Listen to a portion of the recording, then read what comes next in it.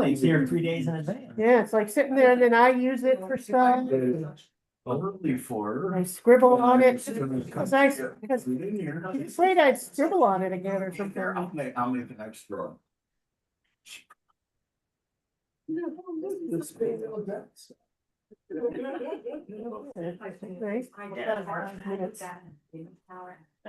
me.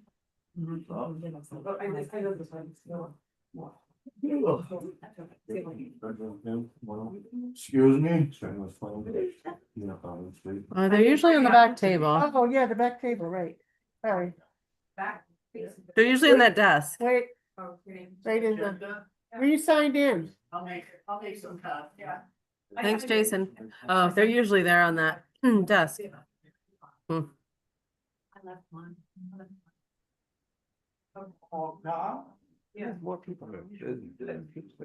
I was wondering that too.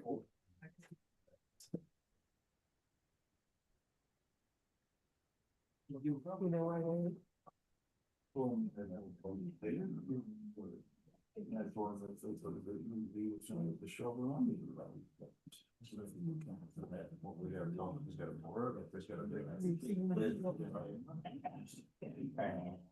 Oh, sorry.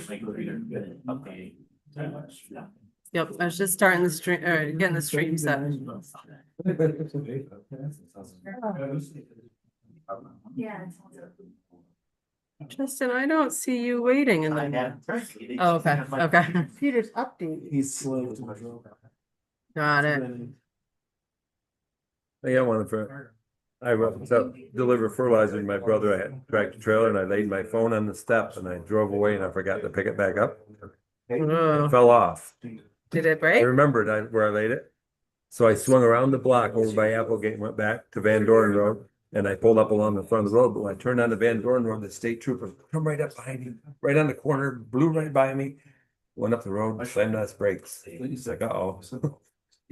So I parked. Did your phone call 911? It did. I had one state trooper, two park police, and the fire chief. Because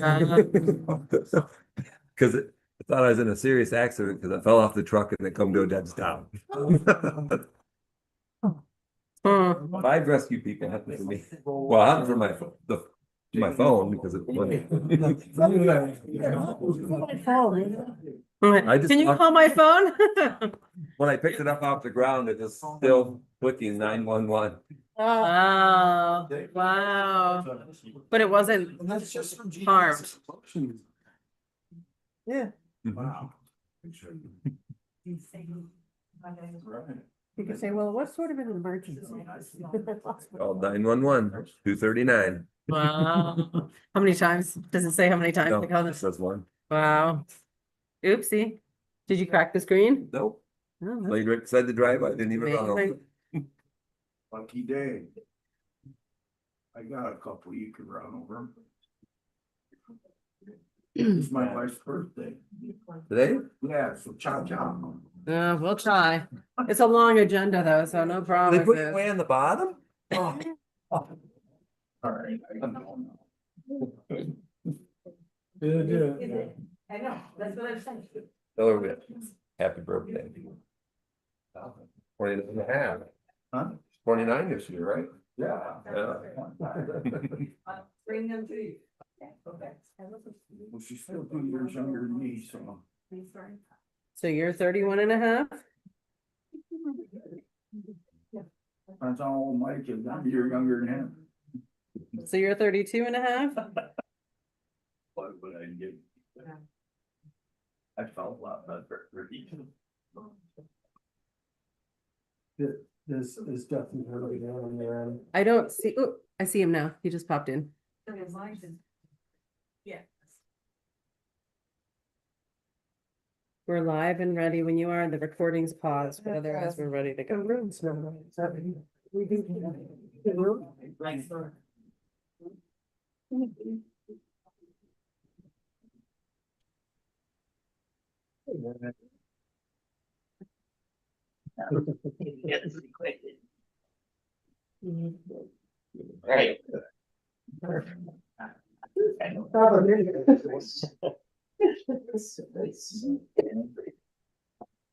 like to call to order the April audit meeting for the town of Hector. Please rise for the pledge of allegiance. I pledge allegiance to the flag of the United States of America, and to the republic for which it stands, one nation, under God, indivisible, with liberty and justice for all.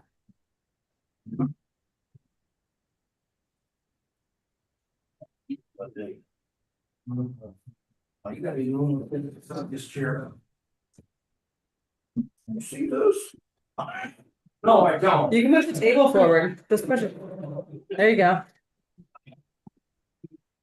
All right, we're still lacking the December 29th, 38 minutes. So I'm gonna make a motion for the March 10th and the March 12th minutes as written. I second the motion. Printed. We have first and second. Any questions or comments about the minute? Hearing none, all in favor? Aye. Anybody opposed? Motion carried. As you may see, we have quite a list of journal entries. Kathy and I have been trying to clean up a number of things. So first off, we are transferring $4,725 from A 1420.4 attorney contractual to A 1420.41 attorney Teamsters contractual. We are moving $305 from 1990.4 contingent account to 1410.15. It's the town clerk 3 line. We went over a little bit with staffing during tax season. $305 over. The next one is we were the estimate for the Williamson Law Books was over. We were $179 under, so we're moving money from the contingent account 1990.4 to 1680.4. It's the software maintenance contract. We're moving. We're under, I believe, the cemeteries. Is this the flags? Okay. Do the flags every year for the cemeteries in town. We're under budget for that, so we are moving $363.94 from the contingent account to a 8810.4 cemeteries. Scott got some new lights for the highway garage, so we're gonna move $253.58 from the contingent account to the garage equipment line. You'll see this may sound strange, but it's planned. We're moving $3,528 from the contingent line to the supervisor confidential secretary line. We used that line to pay Jane because we offered her a stipend for some of the assistants getting stuff started with the new clerks this year. And we only have a certain number of lines we can pay people out of, so that's why it's going to that line. I have not appointed her or anybody else as my confidential secretary.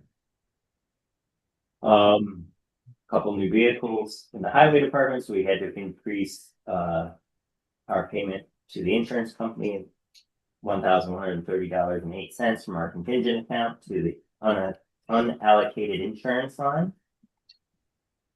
Now we go into D. Jason had the old Coles vehicle details because it's about to go up for sale, so we're moving $166.50 from his contingent account to other public safety. Now you're going to see, and also with a new vehicle, we're going to move $983 out of his contingent account into unallocated insurance. The majority of the balance of these are us moving money to cover insurance bills. Disability, we were quoted a 5% increase and it ended up being significantly higher than that, so we had to cover that.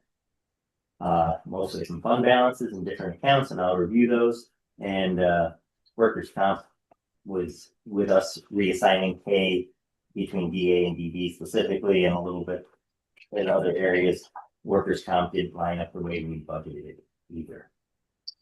So we're moving $246.41 from the B contingent account to employee benefits B 9055.8 employee benefits disability.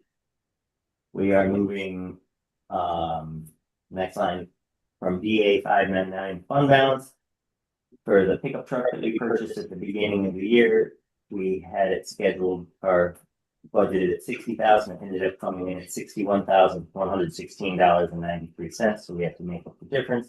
So that's going to BA 5130.2. BA fund balance, we're moving 148.55 employee benefits disability. We're moving $2,253.12 from BA fund balance to BA 9040.8 employee benefits workers comp. We are moving $528.83 from fund balance to DB employee benefits disability. Now we pay disability workers comp for both Mecklenburg Fire Department and Voice Logan Hector Fire Department. Once again, we are under. However, they had a refund due to them last year, which has not been issued yet. So we're removing the money from the refund that is due them, and then we're going to issue the refund of the balance. So we're moving $224.99 from the fire fund balance to the Mecklenburg Fire Workers Comp Fund. We're moving $314.41 from the fire fund balance to the Royce Logan Hector Fire Workers Comp Fund. Then the balance of what is due Mecklenburg Volunteer Fire Company, we're moving from the fire fund balance is $1,603.15 to the Mecklenburg. We'll be writing a check to the Mecklenburg Volunteer Fire Company. Same thing, same sort of thing. We're moving from the fire fund balance $2,244.45, and we'll be issuing a check to the Voice Logan Hector Volunteer Fire Company for $2,244.45. Connected, what happens when they do get their reimbursement? Do they pay us back for that or? No, this is, Okay. we pay for, like, last year, we paid for workers' comp. Yeah, If we have an estimate when we do that, it ends up being less than what we estimated. So we're saying, no, this is basically the refund of what, oh, we're okay, refunding the balance of what was due. okay. We're taking out a little bit of extra money that Yeah. didn't work out this year, but Okay, sorry. that's their refund for money that Yeah, we collected for them, and then we're just gonna pay for workers' comp and didn't have to pay. okay, thanks. In the water department, the speedies permit was $175 more than it used to be, so we have to move from your contingent account to environmental controls of 8090.4, $175. Once again, we are funding the superintendent assistant for the water department. That is Dan. He overlapped with Lori for a week, and so we needed to align to pay him out of. So this $657 is a one-time covering Dan's first week pay. And then from their contingent account, another $93.26 for water workers comp and $454.50 for waters and disability. So that is an extensive list. Making a motion to approve the budget amendments and journal entries as stated. Second the motion. The first and a second. Any additional questions or comments? Hearing none, all in favor? Aye. Aye. Anybody opposed? All right. Now on to. I'll make a motion to approve the bills as audited. Second. Okay, we have a first and a second. Any questions or comments about the bills as audited? Hearing none, all in favor? Aye. Anybody opposed? It is 7:10 PM. We're going to move on to the public comment period. If you're a member of the public and feel like commenting, please identify yourself and where you live. Lauren Down, Shelway Road. I wanted to thank Scott Green and his crew for the work they've been doing on our road and the work today, and just ask Scott whether or not he got the email request about ditch dirt prior to oil, so we can try and build that bank up. I got email putting a bank in the 25 foot right away is probably not gonna be advisable. So we can fill up against those trees of ours in here. The trees are good. That's what I'm talking about, is to build up there. You guys did try to give us a curve, sort of like a curve of dirt today, but we wanna build up that one low spot, so maybe a couple of loads of ditch dirt before if you happen to be in the area. I don't want you to come down on your tar after you put it down at all. Right, no, you want it, yeah, we can put it by your trees there. by- Yeah, we just wanna drop it over the edge so that we can like build that up a little bit there. So Okay, it doesn't just overflow when it pools there. okay, Oh, great. Thank you so much. Yeah. We'll mark out the trees too, so it's easier to drive around. that can be fine. Thank you. Yeah.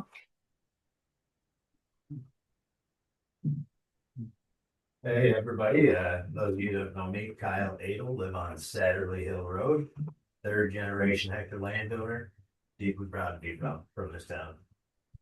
15 years ago, I left the town, pursued educational pursuits, ended up getting a degree in wind energy technology.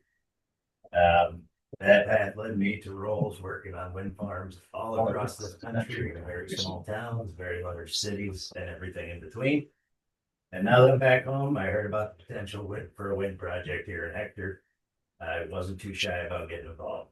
So based on my professional experience and what I've seen firsthand over the years, just wanted to say that I do support this project, but I also support the guiding mission and guiding principles of the company that is proposing it. That company and I have entered into a role where I am becoming their local community relations specialist. So what that means is I'll be a resource for town board members, town community members. If anybody has questions or comments or anything like that, I can be in here, and answer your questions, hopefully based on, years of experience in the field from the moment they start doing construction until the moment they tear it down. I've been a part of each step of those processes. So I do hope to be a good resource for everybody in this room at some point. So tonight I'm just going to leave some cards out front. So if anybody wants to get a hold of me at any point, feel free. Just want to make that known. Thank you. Can you just real quick say what the project is gonna be for people who are not? Yeah, so if you're not familiar, the project name is Azalea Wind. There is a website that you can find online if you do Google Azalea Wind, that does mention, things that the company is looking for. The very process, I'm still working with landowners to come up with, what they would like to do. I'm just getting involved because I wanted to know more about it, and the company saw some value in, working, work with our landowners, but also work with the town board and the community members.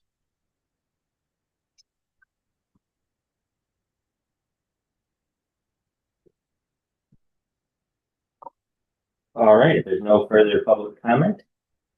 One Oh, question. sure. I'm Diane Van Fleet. I live on Route 227 next to Budger's trailer sales, or where they used to be.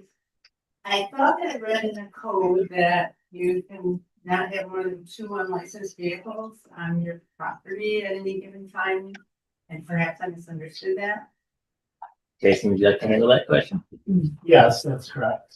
So there is places near Perry City on the right-hand side that looks like it's overwhelmed with perhaps more than 2 vehicles.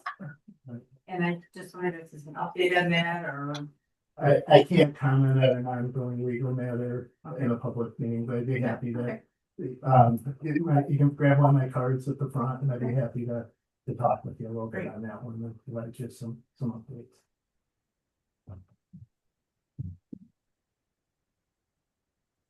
Anybody else?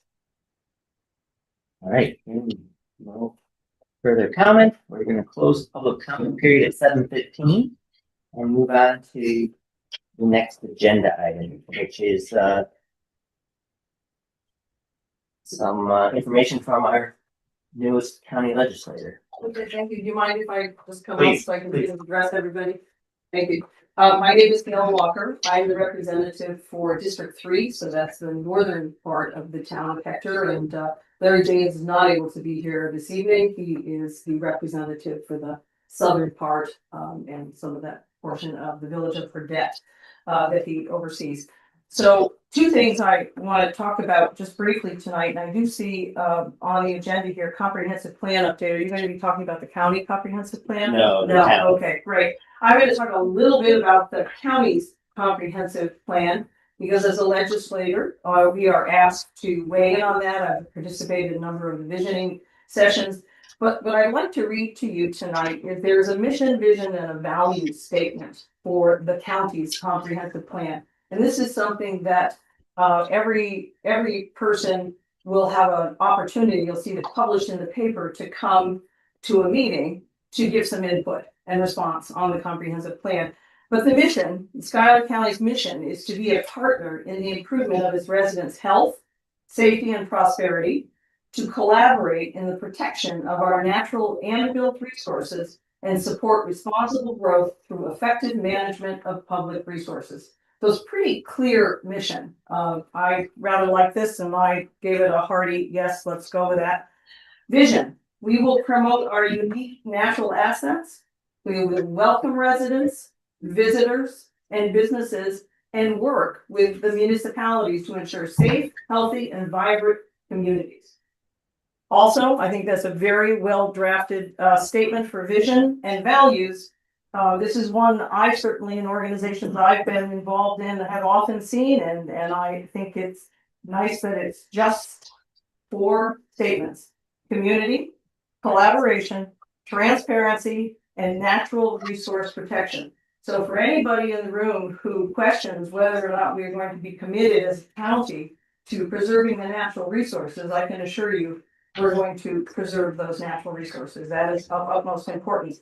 That being said, the other matter that I want to talk about very briefly is I've been attending the legislative meetings for some time now, and certainly while I was running for office, I attended all meetings regularly. I also attend the inter-county, and I attend the Council of Government meetings, and I like to be participating here as well, because I am a resident. Husband and I are residents of the town of Hector. So that being said, we had a regular meeting of the legislature last night. And before you get to regular meetings of the legislature, you have subcommittee meetings that take place over 2 days. So those took place in the last week of the month of March. So we find ourselves, reviewing many resolutions, and they go to all of the things that I just mentioned in the comprehensive plan. There's an interrelatedness. It may be about health. It may be about our public welfare and support programs. It's how we integrate with educational institutions, with schools. It's our cultural aspects. It's tourism. It's really everything that affects us as community members. And one of the more challenging subcommittee reviews that we had was for a project that is happening right here in the township of Hector, and that is the French Connection Domaine Le Sueur, bringing a very historic barn from France. It's 15th century, which means it predates that. It's in 1487, I believe, and I might be getting that date wrong. So it's pre Christopher Columbus. All right, it's very old. They're bringing it from the Champagne region of France. This is a family and a winemaking family that has been in that tradition of winemaking a long time. They currently have a beautiful facility on Cayuga Lake, but they are bringing that barn here and building it inside of another casing of a building. I have seen the architectural plans. It is incredible, and I have no doubt it will be a really tremendous attraction, and will be a year-round attraction that will bring people here. Now, why does that matter? Because the engine, and the thing we talk about all the time, just like we talk about here, is what are our costs to function as a county? What are the bills that we're going to pay? Where does that money come from? It comes from, several key areas. It comes from property tax. It comes from sales tax. Those are 2 of the biggest lines of revenue. Certainly this project is going to be driving some sales tax. It's also going to be increasing that particular piece of property that was purchased, where the vineyards are and where the facility, the barn will be. It will be increased that property tax value. So those are positives. It's also a project that's going to bring 10 jobs, 6 of them full-time. And this was something really amazing to me, that they will be providing full benefits, including retirement for their employees. And that's significant because of the other thing that we need here in this county, we need jobs. There are also a number of part-time jobs, but again, a very, very strong commitment. Now, that brings me to the economic development part, which is one of the things that was reviewed in the subcommittee. And Judy's here, if I misspeak on anything tonight, Judy Carey McKinney is our economic development person here for the county. So if you've heard of Scopit or Finger Lakes Gateway, that's what she does. And she is that entity that facilitates saying, we're open for business in Schuyler County. We welcome and we want you to be here. So it was challenging to get a proposal through subcommittee for a mere, and this will sound like a big number, and it's not, because I'm going to give you the big number, the really big number, $149,000, which will come from a grant application has already occurred, they've already qualified, they have that, and it's been written for the county's benefit, so it's a last dollar in. Nothing goes to that project until they have completed the build, they have employed those folks, they have shown that they have done all of the things that are in that agreement with the county. The county is simply the entity that handles the money and endorses that project. It was a lot of discussion in subcommittee, but it passed in subcommittee. I will tell you, and I'm going to go through the roll call of legislators. I endorsed it in subcommittee for our district, for District 2. Mark Rondinero also endorsed it, very much recognizing, and he's in District 7, because he understands what impact that can have on sales tax and property tax values. But it did not get through the regular legislature last time. Okay. And there was some concern that it wouldn't. And I am more than willing to talk with anybody who has questions or concerns or thinks that maybe this is not something that's good for the county. But it was, to say the least, disappointing to me. It was supported by Carl Blowers, our chairman. It was a roll call vote. He supported it, and he is District 5. This is his last year, and then we will be looking for a new legislator. It was voted no by Philip Barnes in District 6. Again, Mark Rondinero, 7, he voted yes. Gary Gray, District 8, voted no. Larry James, surprisingly to me, in District 2, where I would think you would see some appreciation, voted a no. Robert Halpin in District 1 voted no. Again, myself, I voted yes. Jeffrey Fazzari in District 4 voted no. Now, I think the thing that is important to do, is certainly I'm going to do it individually with each of those folks who voted no, is ask the question, because they did not offer any comment in that regular meeting of the legislature as to why they were voting no. Is to ask each of them, why did you vote no on an economic development project that the county is primarily the pass-through of funding through an authorized process where the money in from a person who is taking on this project is well in excess of $2 million. In fact, I think it's now pushing 2.5 in my last conversation with the family. It's also bringing new residents to the county, which I hear about all the time. We're losing residents. They're going to come and move here and build a home. And that's very exciting for us in the county. All right. They're going to be paying their property tax here for that home. That's very exciting for the county. Their children will go to school here. That's exciting for our county. These are things that we should be perhaps feeling a little differently about. So I would encourage you, if you're bold and brave enough and you want to ask any of those legislators, how you get in touch with them, it's listed right on the county website. You can send in a form if that's what you want to do, a little email. Their telephone numbers are listed. Again, I'm willing always to answer any questions and listen to concerns. I'm sure people have some concerns. The other thing I would mention is that this project is 100% green. It is a LEED certified project, and that's remarkable. So for somebody to build something new and to additionally invest, besides just building the structure to make it green, I think that that's a real respect for the natural beauty of the area. So the other thing I will let you know is the sales tax for the first quarter is in very lovely shape. Our county administrator, Sean Rosno, does a projection, and it's run almost right up to the projection. It's just a few dollars behind. March was a little bit weird, a little wonky, but you know, with the numbers that have come out, it's good. It's in good shape, and these are the kinds of things we look at. Because again, that's how we pay the bills. Anybody have any questions? With the last night's vote with the legislature, does that stall the plans for No. this project? No, he will go forward. The project goes forward. He has his financing. May I? Yeah, please I do. spoke with Yeah. him today. He told me that if he had known it was gonna go this way, if he could, he would pull it. Cause it's over 2 million, it's 2.5 million. And he said, he's paying for this. He said, he told what his debt service was, and he said, Judy, I have not paid myself in a year. Because I really wanna make this happen. And if I had known it was gonna go like this, now I'm gonna tell you what you need to know. Because it's important for everyone to know, I do not have access to this. I have access, but I can't get it. The county's sitting on $4 million of economic development funds. So if you need money for your piping or anything, I strongly recommend it because they clearly don't necessarily want to give it to a business. So the return on investment for the $149,000, it would have been paid back in the first year in the property taxes. In the first year. And so here we are trying to tell the world that please bring a manufacturer here, please bring year-round jobs here, right? And we're doing crazy things to send that message out. They did it. And then we actually bring something to the table.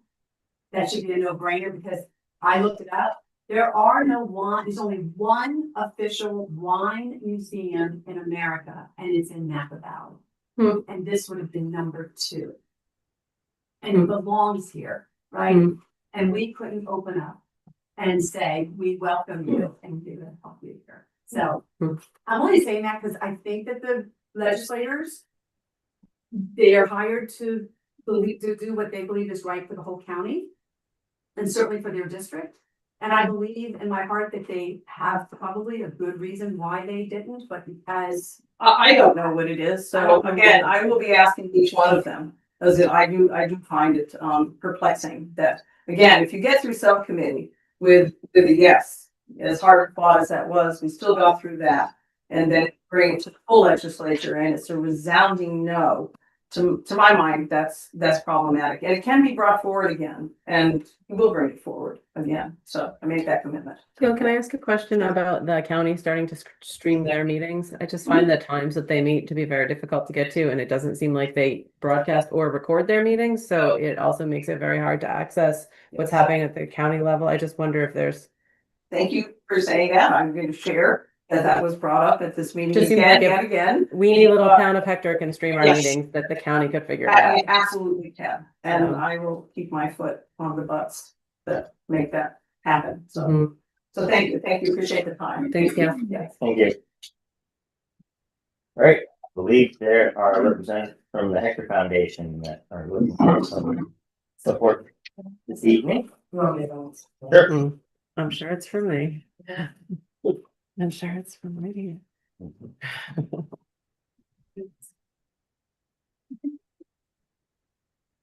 Hello, everyone.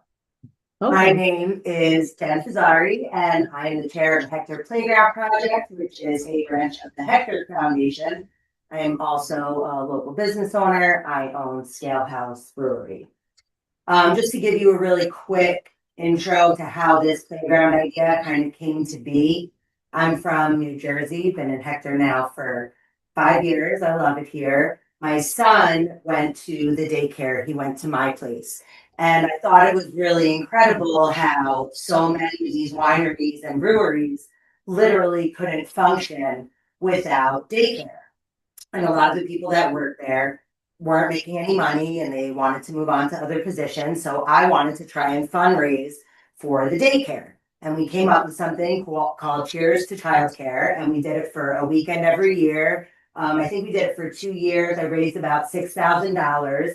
And that went to the daycare. I'm not exactly sure what they did with it. I know they did it, I don't know if it went directly into the employees' pockets, but it was definitely used for the betterment of the staff and of the daycare itself. Once my son was no longer part of that school, I wanted to still run with the idea, but I didn't really know how to channel it. And I was at Abby Ganton's house getting my hair done and telling her this, and she was like, well, Hector needs a playground, but I don't have the mental capacity to deal with this. And I said, well, you found just the right psychopath for that. And because of my position at Scale House, I meet tons of people. Everybody thinks I'm insane. Most people think that that's a positive trait in me. And as a result, I've gotten a lot of really incredible opportunities. I started talking to locals in the neighborhood and in the town and mentioning this playground, and everybody said, as soon as you're ready, let us know. As soon as you're ready, let us know. So we did, and Shannon and Matt Shamos, their nephew, passed away. You probably know Shay Callanan a few years ago. They started a foundation for him called Shay's Play Fund. And that fund was meant, they had about $90,000 in it, and they were contributing to add play and fun in places that were lacking.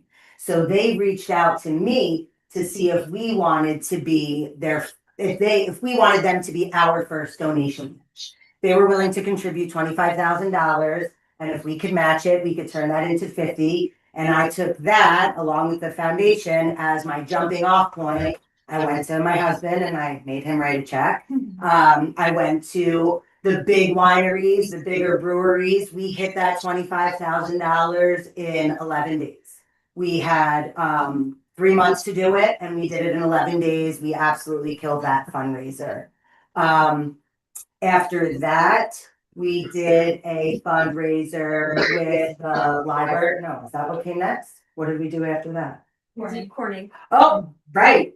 Wendell Weeks and Kim Frock. We did a fundraiser with them, and that was on Giving Tuesday. We did 25 donations of $25 or more, and they were going to contribute $25,000, but instead we got a lot more donations, totaling how much money that day? $35,000. $35,000 in donations. So another one that we absolutely crushed.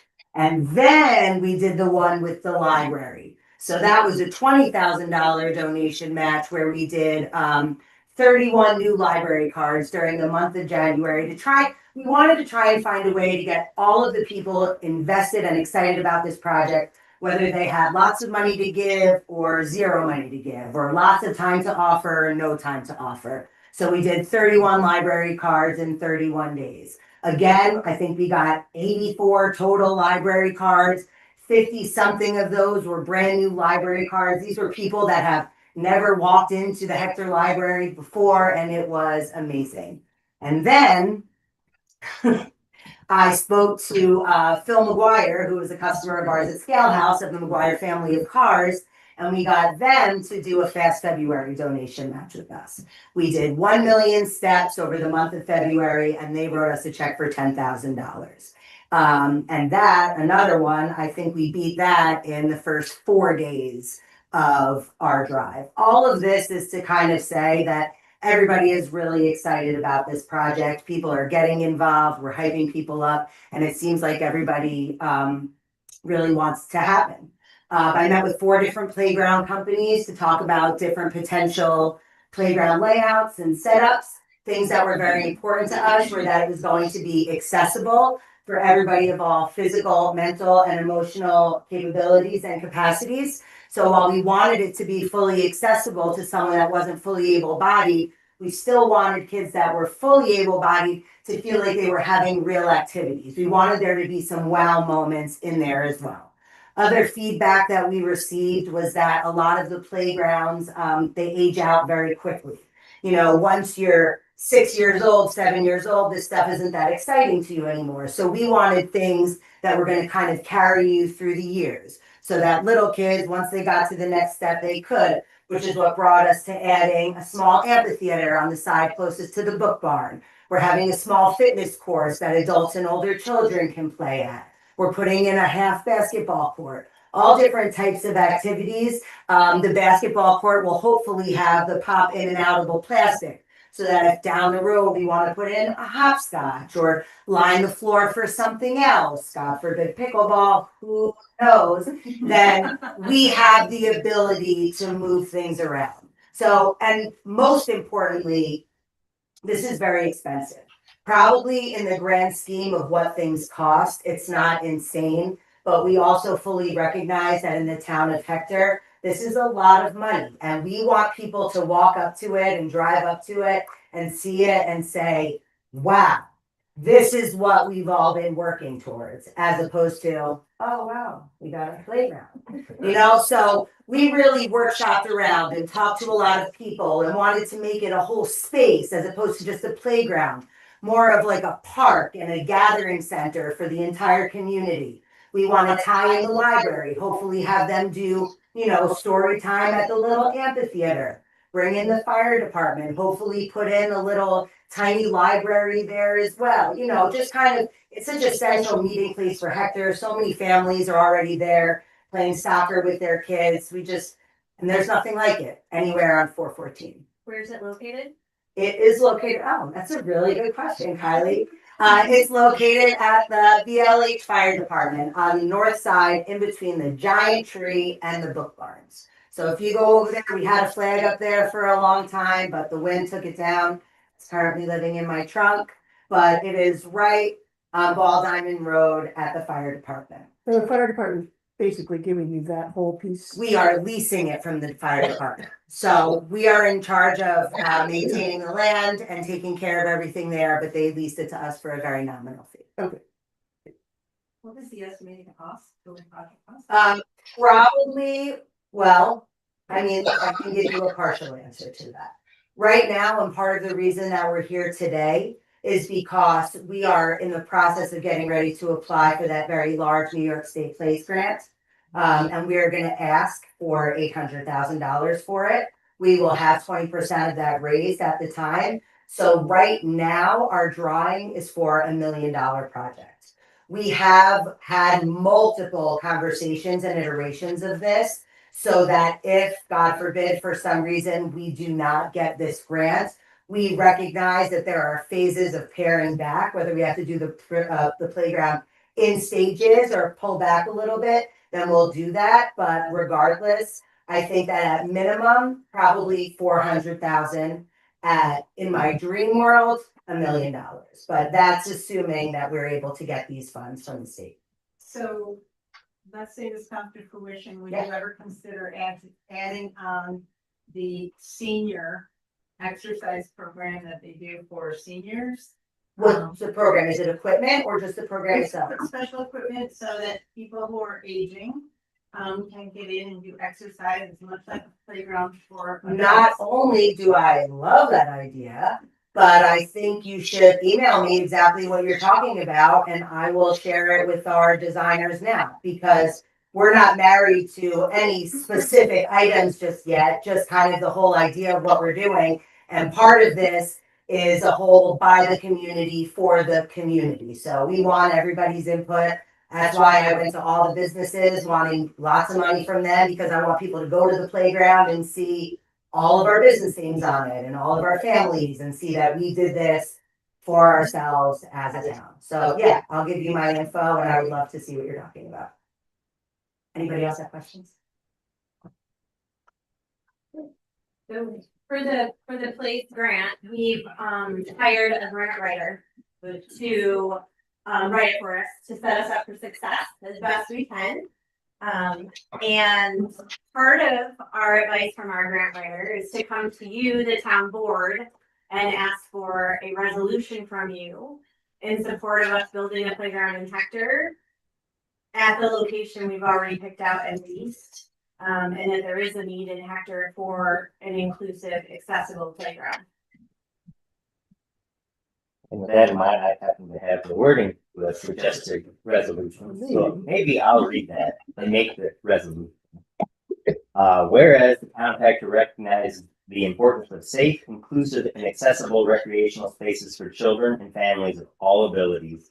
And whereas the Hector Foundation is pursuing funding through the New York State Office of Parks, Recreation, and Historic Preservation Plays Grant, Places for Learning, It means places for learning, activity, and youth socialization program to construct an inclusive, accessible playground to serve the Hector community. And whereas the proposed playground location at the corner of Ball Diamond Road and New York State Route 414 is highly visible and centrally located, an accessible site for residents and visitors to the town of Hector. And whereas the town board acknowledges the significant community benefit this project will provide by catering a welcoming recreational space designed for children of all abilities and a gathering place for families.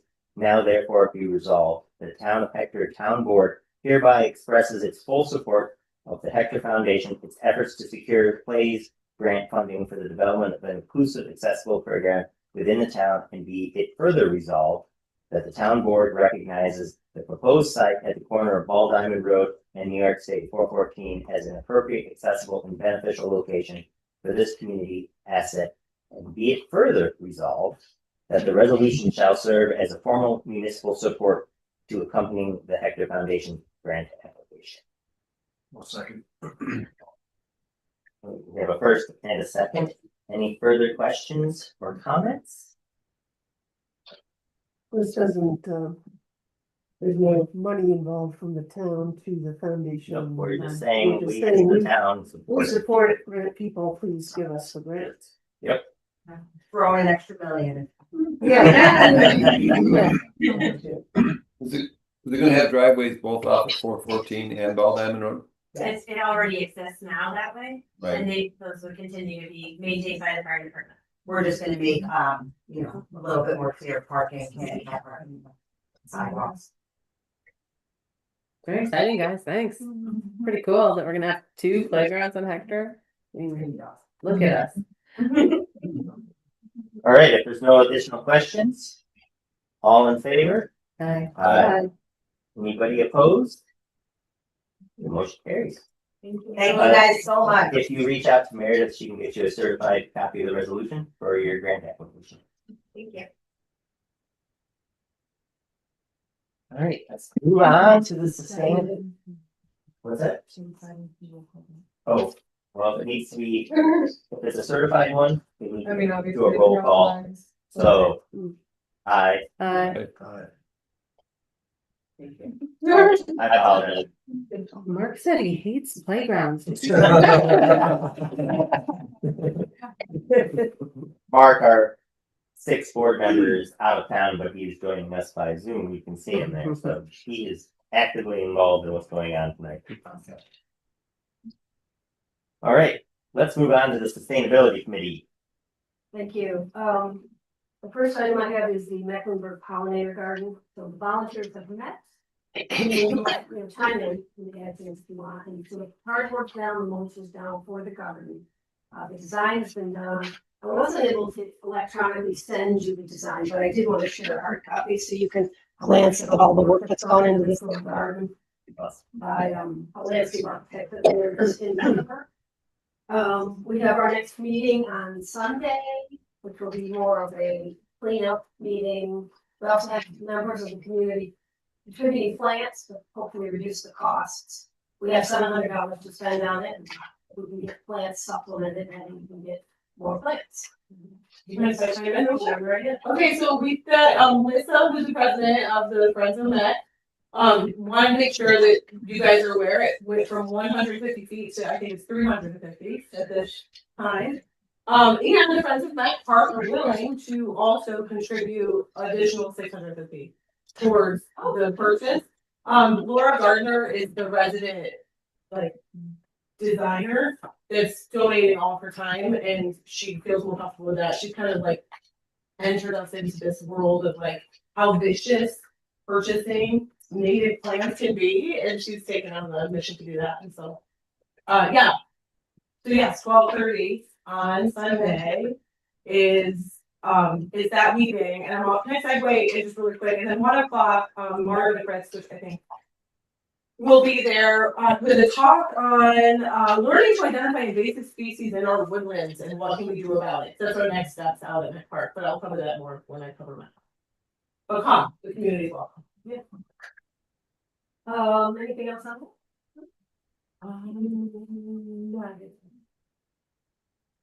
it? This is a busy couple months with sustainability committee. We have our next water quality forum, watershed forum, coming up on May 28th. From 7 to 8 at the Hector Firehouse, and Seneca Pure Waters is gonna be presenting on harmful aquatic plumes. So we hope to get a pretty good turnout on that. What was that date for? May 20th, 7 to 8 o'clock. Seneca Pure Waters, harmful aquatic plumes. We have a flyer that's been placed around places, it's been on Facebook, look at Facebook again. And we also have a couple road associations that are going to spread the word. To get some landowners aware of it. Next item is Hector Homegrown. We launched our campaign officially about 3 weeks ago. The Facebook page went live with a map. We've got a lot of interest. A lot of people signed up to be followers. I think the farming community is pretty happy about this. This is a free service we're going to provide. And it's evolving. We don't know what it's going to look like eventually, but we want to hopefully encourage people to buy local agricultural products, at least some of the time. And we did get the attention of WENY in Elmira. And we did an interview on Sunday with them. So I suspect it'll come out this week, perhaps. I don't know that it's come out yet, but I don't get WENY, so I'm not sure. We have 27 vendors so far. I think we'll get to 30. In fact, it's pretty good. And almost all from Hector. We did have 2 people from just outside of Hector asked to come in, and we said yes. Drummonsburg and by swap meet, so we're gonna have it the same day as the town dumpster day, which is 6. Just sorry to preemptively launch the I've noticed the 7 a.m. to 2 p.m. I think we're starting at 9 a.m. Yeah, we're starting at 7 because we want people to bring their swappable Okay. stuff in first. So it's intentional. Yeah. In the past, we'd done Friday, people could drop things off, but the logistics just seemed tricky with like, Weather. yeah, you like leaving them outside, and we just decided we weren't gonna do Friday this year, so we wanted to open a little earlier in case people. Makes sense. So we're gonna try, we haven't figured out exactly where we're gonna meet, we've ordered a big flag. Identify where the swap meet's gonna be, so it's easy for people to find. We've already touched base with Hector Church and stuff we haven't left at the end of the day, they'll look it over, and if they want, they can say it. So last year, not much of our stuff actually ended up in the dumpster. We found homes for a lot of them. And we're not, so we don't accept anything that the town dumpster folks don't accept. Are you gonna do one at the Mecklenburg as well? Like, There was nobody free to organize it this year. so there won't be one in Just in Mecklenburg. Hector. Okay. Making sure. There's a lot left over in that one, I think. Was there? Yeah, we took a few trips to thrifty shopper. Yeah. But, yeah. I think the advertising makes a difference, like the hit Facebook throughout the day, those was really good at that. That helped. Yeah, just as long as it gets out that it's only gonna be at the VLH firehouse location. But Anthony's gonna change that poster that Yeah. reflects that. That's Okay. yeah. Repair cafes, there's 2 coming up. The first is May 2nd in Monterey Falls. The second is September 26th in Hector. We've spaced some of ours this year. People have asked for more of them, so instead of having one weekend after the other, we've got them several months apart. And then the last thing is, and Liz, feel free to jump in. We were supposed to get an EV charging station that's been parked and some things happened, but it just is not going to happen. It's not feasible. So the money for that is gonna be rolled into additional solar panels, $60,000 with the solar panels. And we're trying to figure out where those would go. No, sorry. 15,000. There's 60,000, this is an additional 15,000, sorry. So we have a place for the 60,000, this is grant money, that's gonna be somewhere around, $15,000 worth of solar panels, we're not too sure where they're gonna go. They're gonna go in the water plant. We're gonna talk about it during the supervisor's report. And that is it. Any questions? Thanks, Ann. Thank you. Let's move on to the highway.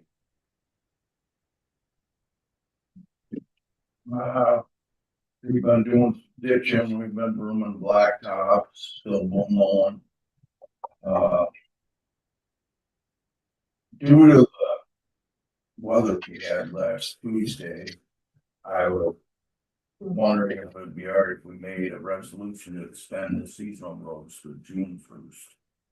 We have 2 of them that are closed right now.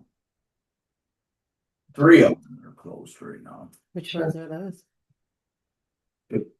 Fitzgerald Extension, Uh-huh, Burnt Hill, uh-huh. Matthews, not Burnt Hill, Seneca Smith. It's Seneca. Huh? It's Seneca Road. Seneca, well, Seneca's not closed, but it ain't feeling very well. I Yeah.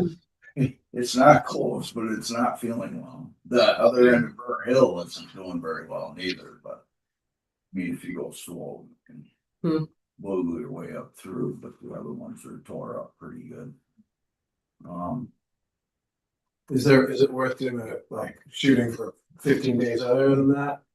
Or is it like May 15th, or you really think from your professional perspective? We had a lot of damage that are public roads, ditches full, pipes full.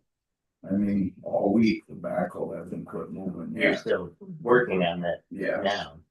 and we haven't even started on the other ones yet.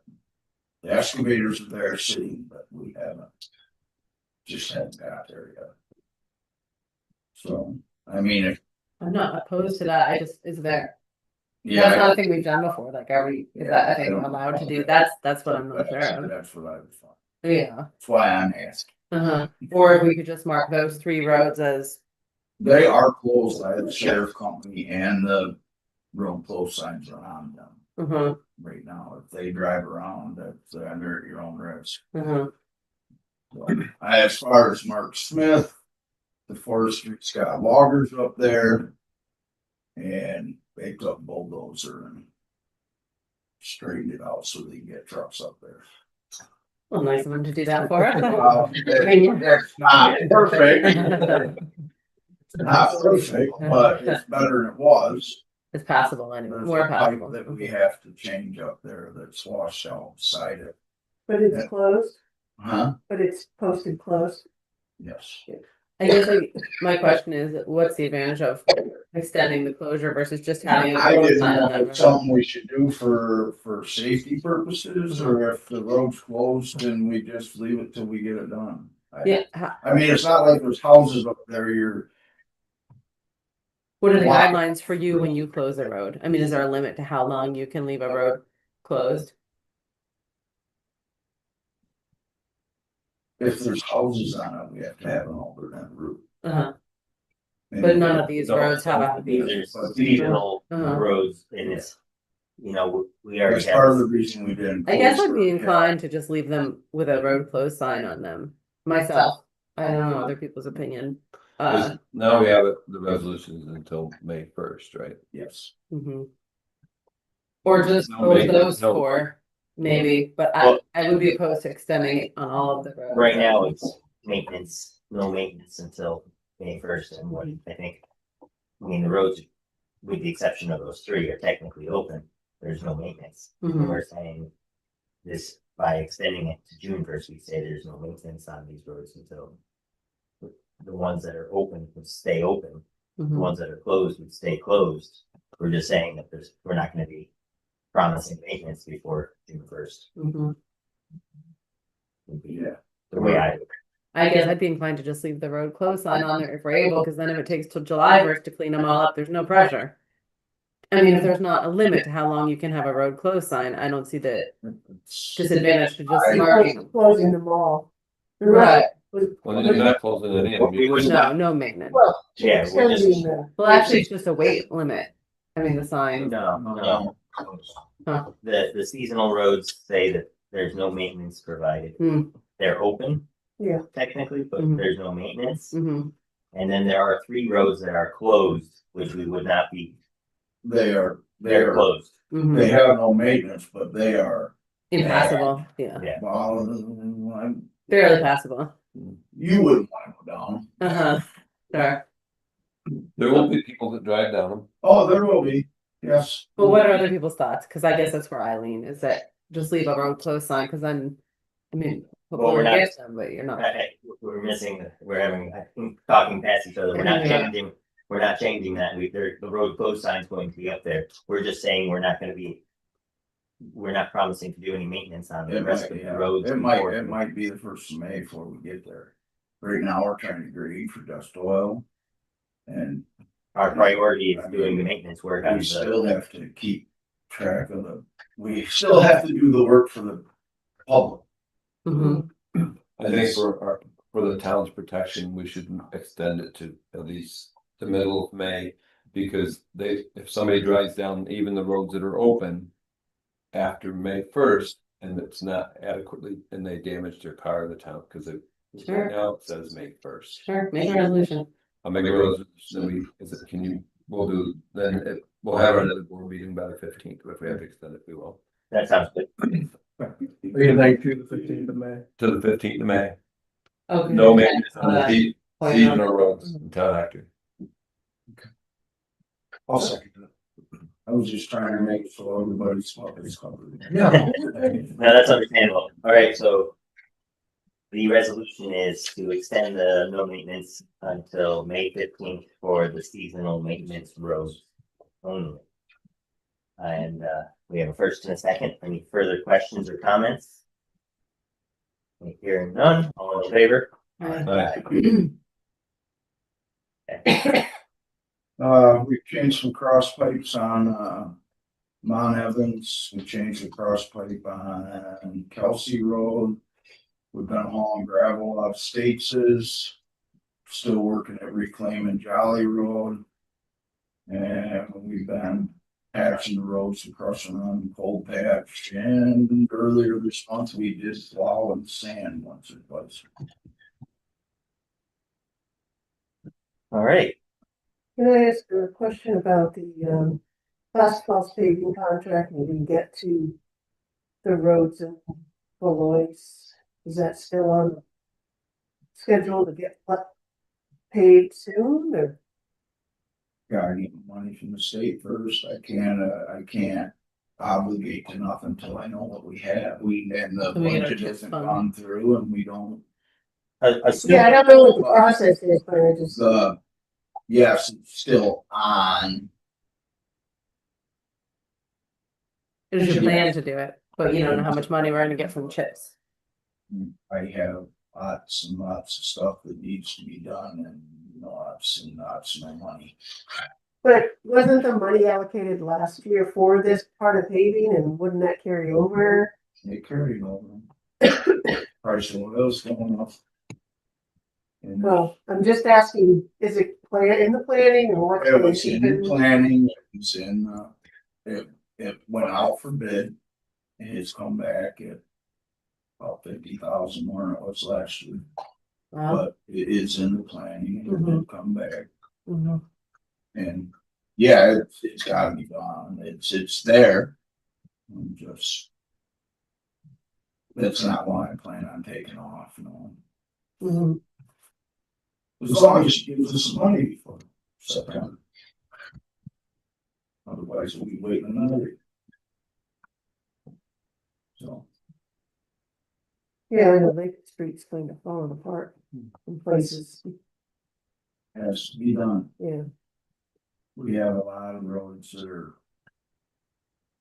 Gonna say thanks to you and the guys between the wind and the rain, it's been crazy. Yeah, yeah. No, it's not I just true. don't know how the process works, and in my little mind, it's like, well, what they didn't get to last year because it got too cold, they just start up again this year, and it's the same contract, but it's not. It's not the same. We have to start again from scratch. I mean, the CHIPS Oh, money, this okay. is funded by our state aid called Yeah. CHIPS.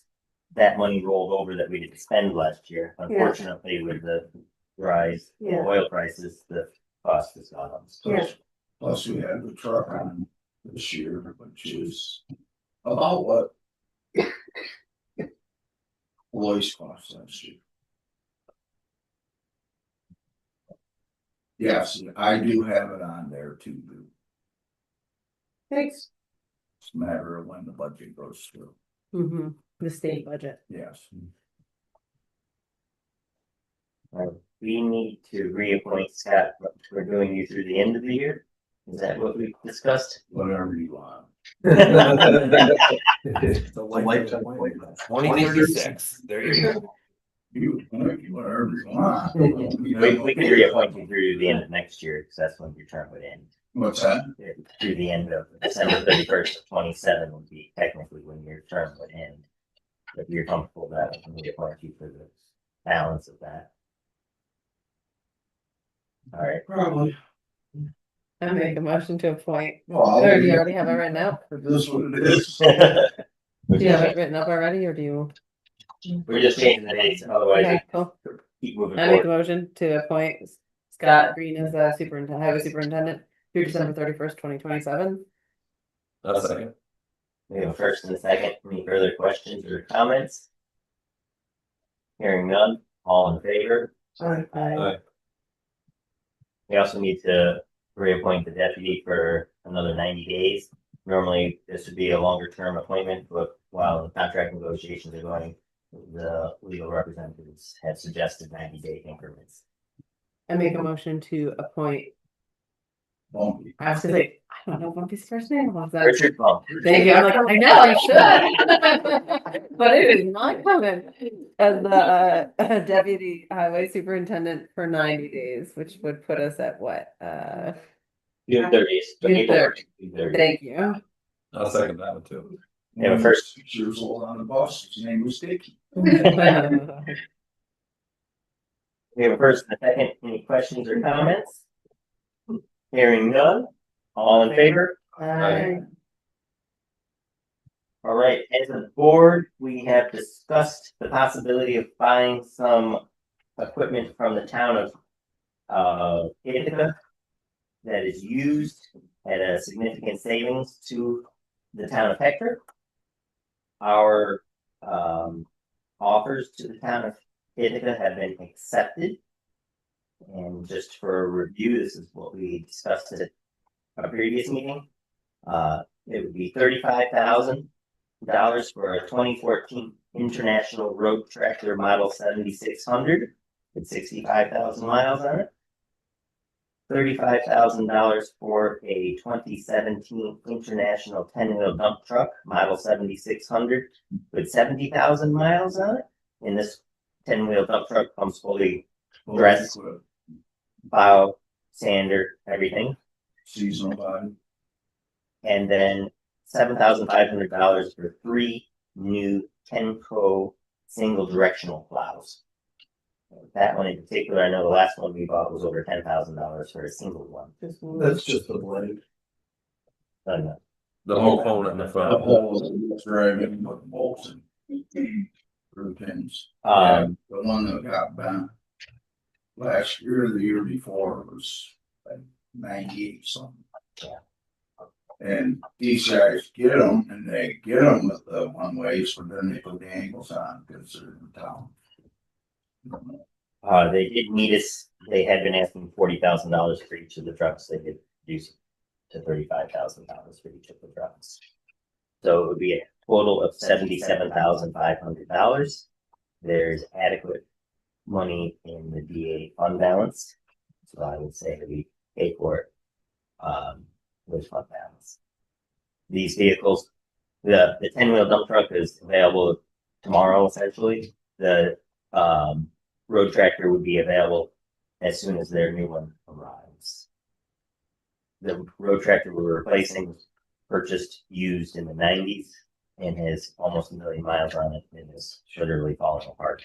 So it's an appropriate vehicle for us. We'll be able to transport our own excavators again. Oh, we're so transporting. So that's 70, what is it, 73? $77,500. $77,000 of equipment that would be worth, that would cost somebody, if we had to try to buy that through a regular source. If this was new, well, we have a 10-wheel, a new 10-wheel truck on order for almost $300,000. Yeah. And there's backlog, everything's a backlog. There's a lot, 316 if we pay for it. Yeah. I'll make a motion. The town of Hector purchases the 2 trucks from the town of Ithaca. So for 77,000. And the plows. And the And the 3 plows. Second the motion. Tractor. All right, so we have a first and a second. Any further questions or comments? Hearing none, all in favor? Aye. Good job bargain shopping. Well done, Scott. Yeah, Scott, thank you for putting that connection together. All right, water district. If there's nothing else you want to share with us? Meeting on Thursday? You want Thursday, or you want to wait a week and maybe we can get Carl in here? Let's wait a week. That's what we. And we all, I told him we had one Thursday, but he was in Alabama and he wasn't sure he was gonna be here in time. let's wait a week, but we also need to schedule, a ride around Bigelow Roads. So that's the 23rd. What, Saturday? No, Saturday. I'm good about a week. We don't get Saturday, do we? Probably good for a week if you guys are available. That doesn't matter. No matter what day it is, you know, sit there and shrug your shoulders. I was thinking what day would be better. The second Sunday works for me. I don't know, I was trying to think what you were thinking about. You're not gonna know one day better than the other. Liz? A rainy one. I know, so I was gonna say, can we do it on a rainy day? That'd be great. Yeah, what time do we want to do it? You wanna get up? I'm here by quarter after 5:30. What day is better for you? Other than I'm unavailable for the weekend of the 24th through the 27th. Otherwise, I'm wide open. Did Mark get to do a ride around with you yet, or anything? Not Yes, yet. he wanted to, I don't, you know, we seem to have lost him. Just lost him, yeah. I bet he'll come back in though. We'll have to offer that he can either do it or one of us can step back because we can't all ride it. I just happened to think of it, that he wanted to say something. Let's arrange it by email when we can get Mark, because it would be good for him. I don't know, I don't care what you. Well, we'll just do a highway committee I'll be meeting here next 5 days a Thursday. week, it don't matter to me when you show up. Okay. Highway meeting next Thursday, get Kyle. Okay, next Thursday, and I'll see if Carl, hopefully he'll be here. Safe. Congratulations. Thank you, Scott. Yeah. I appreciate it. Thanks, Scott. Happy Tell your birthday birth- to your Tell your wife. wife happy birthday. I will. Tell her we're sorry we took so long. All right, for the month of March, we pumped 4,750,000 gallons, about 158,000 gallons a day. Went down a lot because we fixed a couple leaks in Burdett, and a couple other services. Water testing's all going in today. I did finally receive new sample schedules, so. Monthly reports, all DOH and DMR reports were sent. The 2025 water withdrawal report was completed last month and sent to DEC. Water service turnarounds, I have 5 so far. I think I just gave Dave another 10 or 12 this month, so everybody's starting to come back in town. Backup generators are all working good. Generators are both maintenance, we're still waiting on parts for the other one. They should be here this month to fix that. All skid is all good working order. Waiting on prices for new filters for the skid, so I'm still waiting to hear back from the salesman on that. Both service trucks are good working order. We're also in the process of buying a 2018 dump truck from the town at pickup. We'll further discuss that later on. When we finish your report, Metering system is currently working great. Still a few not working wire issues. We started repair lists and reaching out to customers to schedule appointments. Then copper was set to do 10 more water samples before the end of June. Water services. We have the new water services for a home built and a winery at Line Cross Road. Just waiting on DOT permits for road crossings. Everything's set to go, just waiting for the permits. I also met with 4 more inquiries of new water services. Glamping sites on the top of Lake Street. We're not sure how many yet. We heard anywhere from 20 to 30, possibly more. 2030. Sites. Wow. There's already, is that where there's the 4 or 5 already? You can't see the little jet. Then they're gonna fit another 20 or 30 in there? Wow. Yeah. Okay. Also, there was an inquiry for another home build on Sherry Landing. I have to meet with this person. It's supposed to be on the other side of our previous water line that goes down that road, which is not active. And also, I met with another fellow with a new home built on the south side of Lions Cross Road. We're just trying to see if he's in the water district, and he's looking out for right ways to access water. And there's also a barn off of 414 that's inquiring water for possibly cow barn. So there might be a couple more after that. Water main repairs. We had a service line to a customer in Burdette that was leaking. Was probably leaking at least 30 to 40,000 gallons a day out of a pinhole in the line that you stick your finger in. I was only able to find it with leak detection. We were able to pull a new line across the road to fix it. So our totals actually dropped by like 40,000 gallons in the past 3 or 4 weeks after we fixed that line. I want to give thanks to DOT for the traffic control, so it's Open Rankin DPW, Mike Lambrot, and the town of Hector for providing their assistance. We also had NICEAG go through our water main across from the facility. Oops. So that was a mismarked ticket, but they said we mismarked it, but they never marked it themselves. So I met with NICEAG last week. And so now on, I'm going to put a code in there where I'm going to meet with them on every telephone pole they put down 414 because they said it was marked, but it was not marked, and they have pictures to prove it. So it was fixed and everything was repaired. You'd have to do boil water for a week. Did they have to pay for the repair? No, because they would never meet with us afterwards. So I'd actually meet with NICEAG, and they still have not given me to. They still haven't given me this superintendent's name or number from the people who actually go through our water line. So, because they use an off-brand company, otherwise it North Line lines or something. So, by the time we were able to shut it off and go back down there, the whole crew was gone. Between that crew, all roadsides and everything. Wow. It was all actually repaired. We did have a lot of dirt in the line, but we did flush the water main.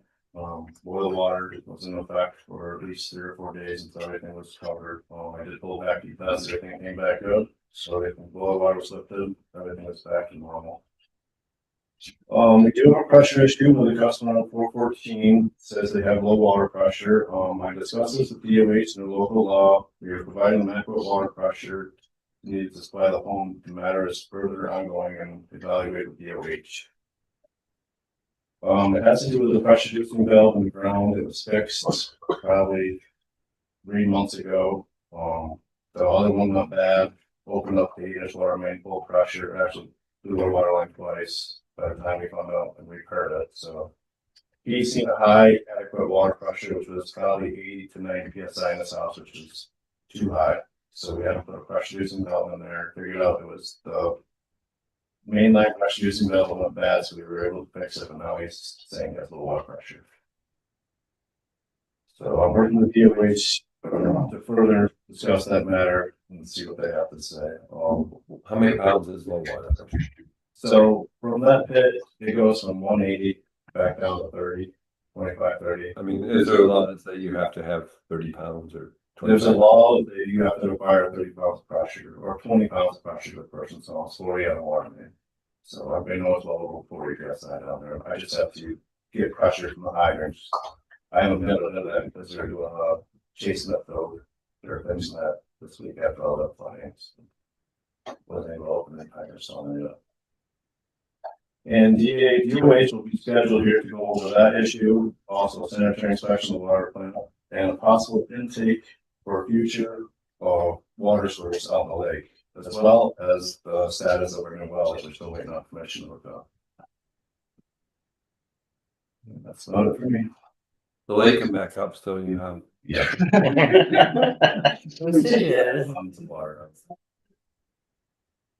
So as he mentioned in his report, one other vehicle, Josh and I have been trying to get the water department a small dump truck in that he could use in conjunction with the backhoe that they purchased half of for with the highway department last year. The town of Ithaca was selling a 2018 Ford 450 4x4. Also comes with a plow and a dump. It has only 37,000 miles on it, and they're asking $25,000 for it. This vehicle is available ASAP. The water department has adequate fund balance to purchase this vehicle. Make a motion to authorize the superintendent. The supervisor to purchase a, I forgot what your dump truck you said. 2018 F450. For the town of Ithaca, for the highway department, water department, $25,000. for $25,000. The first and second. Any additional questions or comments? Just so everybody knows, they have shared all the service records, so we looked at them closely before moving forward with it, make sure we weren't buying lemons that they were trying to get rid of. Our trucks have a lot more service records. Yeah, their lemon might still be worth it. We have a first and second. If there's no further questions or comments, all in favor? Aye. Hey. We'll get that coordinated and we can get that over here. Sounds good. Code enforcement. Josh, if you look at the email I sent today, I'd like to talk to you about the batteries. We're gonna talk about in Dustin's report, but I think you won't be here. But look at it about surge pricing. Okay. They sent it to you like late this afternoon, so whenever. Thank you. Thanks. Thank you. All right, so for March, we issued 11 new building permits. Of those, include 1 commercial, 2 demolitions, 2 electric upgrades, 3 garages, 2 renovations, and 1 single-family home. The issued building permit construction value was just over $840,000. The collected fees were $2,444. The next item on the agenda here is for the Domain North Shore winery. It's an unlisted action under State Environmental Quality Review Act, and they have applied for grant funding, which has triggered the secret process. I'm just going to go through kind of where things are at with documentation the codes office has received. So we received also middle documents and have issued a building permit for the structure. Schuyler County Watershed has issued a septic permit for the project. New York State Office of Parks and Recreation and Historic Preservation has found that there would be no impact on any historic or cultural resources. The land disturbance is small enough that no permitting through the Department of Environmental Conservation is required. The Department of Transportation permit was applied for and a preliminary approval was given for the driveway. It's going to continue to be, the grounds are going to continue to be agricultural in nature. I did conduct a site visit today to see the site work there, and there was silt fence and it looked like an appropriate erosion control in place at the time of the visit. So basically, to the best of my knowledge, based on professional judgment, the project complies with New York State Building Code and other applicable laws and regulations based on the information I was provided. If we authorize Justin to sign the short form, it would be stating that the board agrees that there's no significant environmental impacts, often called a negative declaration. I know Judy did come as support to talk about it. The codes office is purely involved in this in ministerial capacity. We're not endorsing or objecting to this project. Anybody have any questions? I know as far as the the wire itself, it seems like it's really close to 414. It's got the correct setback and all that. So the winery, so that's going to be like parking where you that strip there, and then the winery setback probably about a Behind the vineyard. Yes. Okay, that makes sense, because I was like, wow, it's really. Yeah, it's. I think some of that was, I think, done to preserve the vineyards that are right up kind of there. They're keep. So the overall impact and ground disturbance is going to be less than an acre. So they're really looking to preserve the vineyards there with minimal impact to the agricultural components. These are some of the oldest vineyards in the county. In terms of desire for his wine, how's that? I want to say the oldest, right? But some of the oldest, they were originally planted in 1971. Cool. Was it? They do have kind of a site plan. That's 414. That's the parking. And that would be the. And then those are two vineyards and like the walkway. Okay.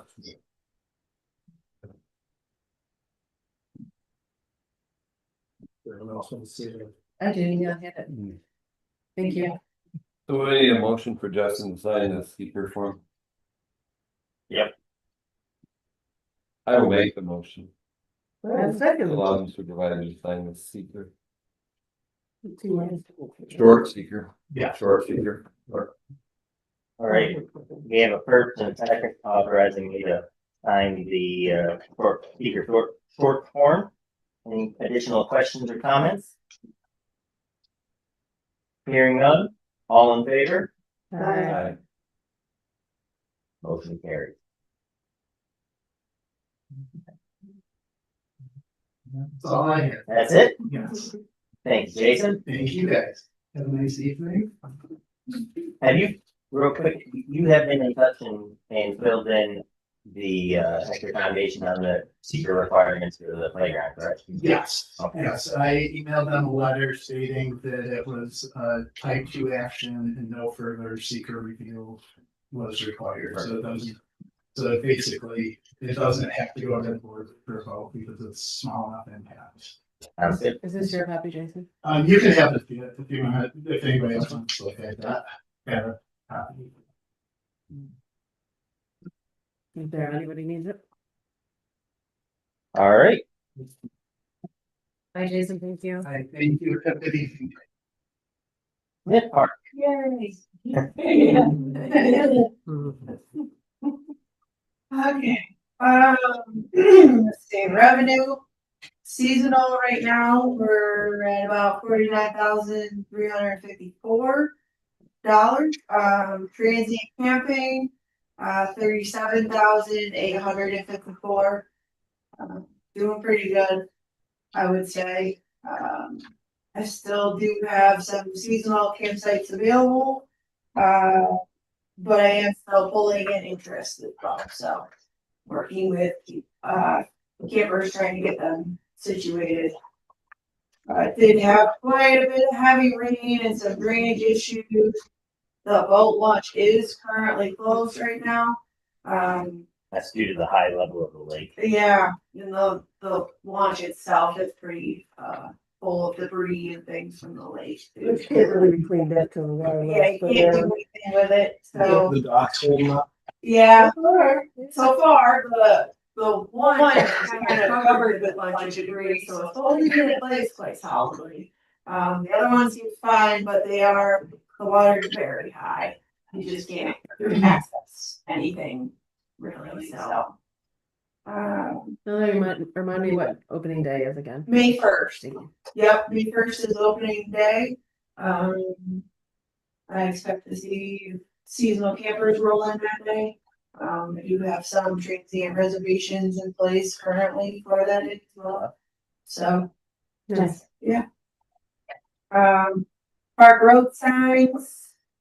I was hoping Meredith stuck that in there for you guys. That's great. I wish it was in color because the black and white doesn't do it. I have one in color, yeah. So Email it good. the park road ones are gonna be the bright yellow, in black. And Very then nice. our dump station is gonna be just a regular green and white. That's just to help kind of delineate our roads a little bit and to help with, management, I can't remember. Emergency management. Thank you, We emergency we management. named all of the. Every spur has got a All name the, now. all the parts, all the different roads in the park now have a name to help emergency Mhm, sure. management. Did I get one? Not yet. Named after me. Not yet. Mhm. You're the tough road.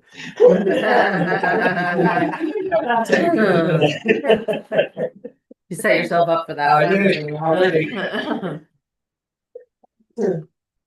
Okay, park clerk Maureen Nevins, she is returning, she has returned, I worked with her yesterday a little bit. Just to try and get ourselves a plan to, Okay, we need to, reappoint her by resolution, so it'd be effective April 13th through October 31st. Anybody wanna make a resolution? Who would make the resolution? A second resolution. First and a second, any other questions or comments? Do we have to put in how many hours a week? Generally, isn't that what? The resolution? Her position is 20 hours a week and it's $21 an hour. Yes.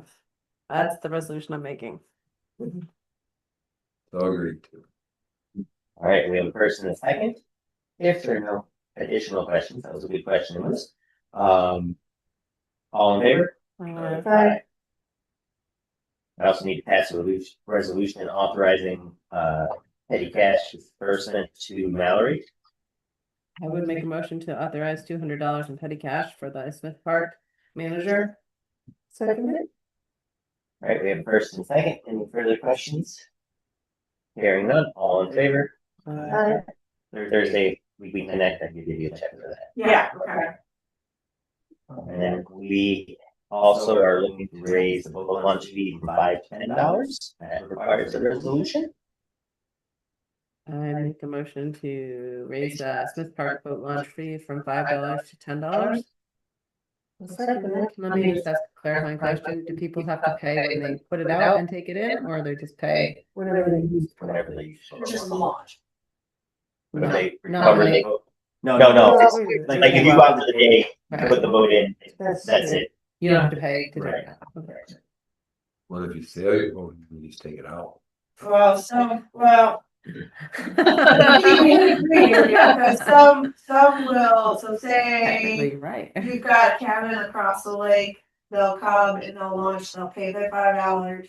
And then boats over there for the whole summer or whatever, but then they'll come back and then they'll pay me another $5 to pull it out. Right. So basically whatever use of the launch. You see what I mean? If you're pulling it in, or pushing it in or pulling it out. No, but like if somebody launches the boat for the day, they're not paying. That's it. No.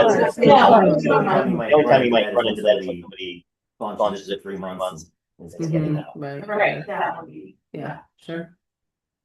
That is a good. I made a motion, but I don't know how to second it.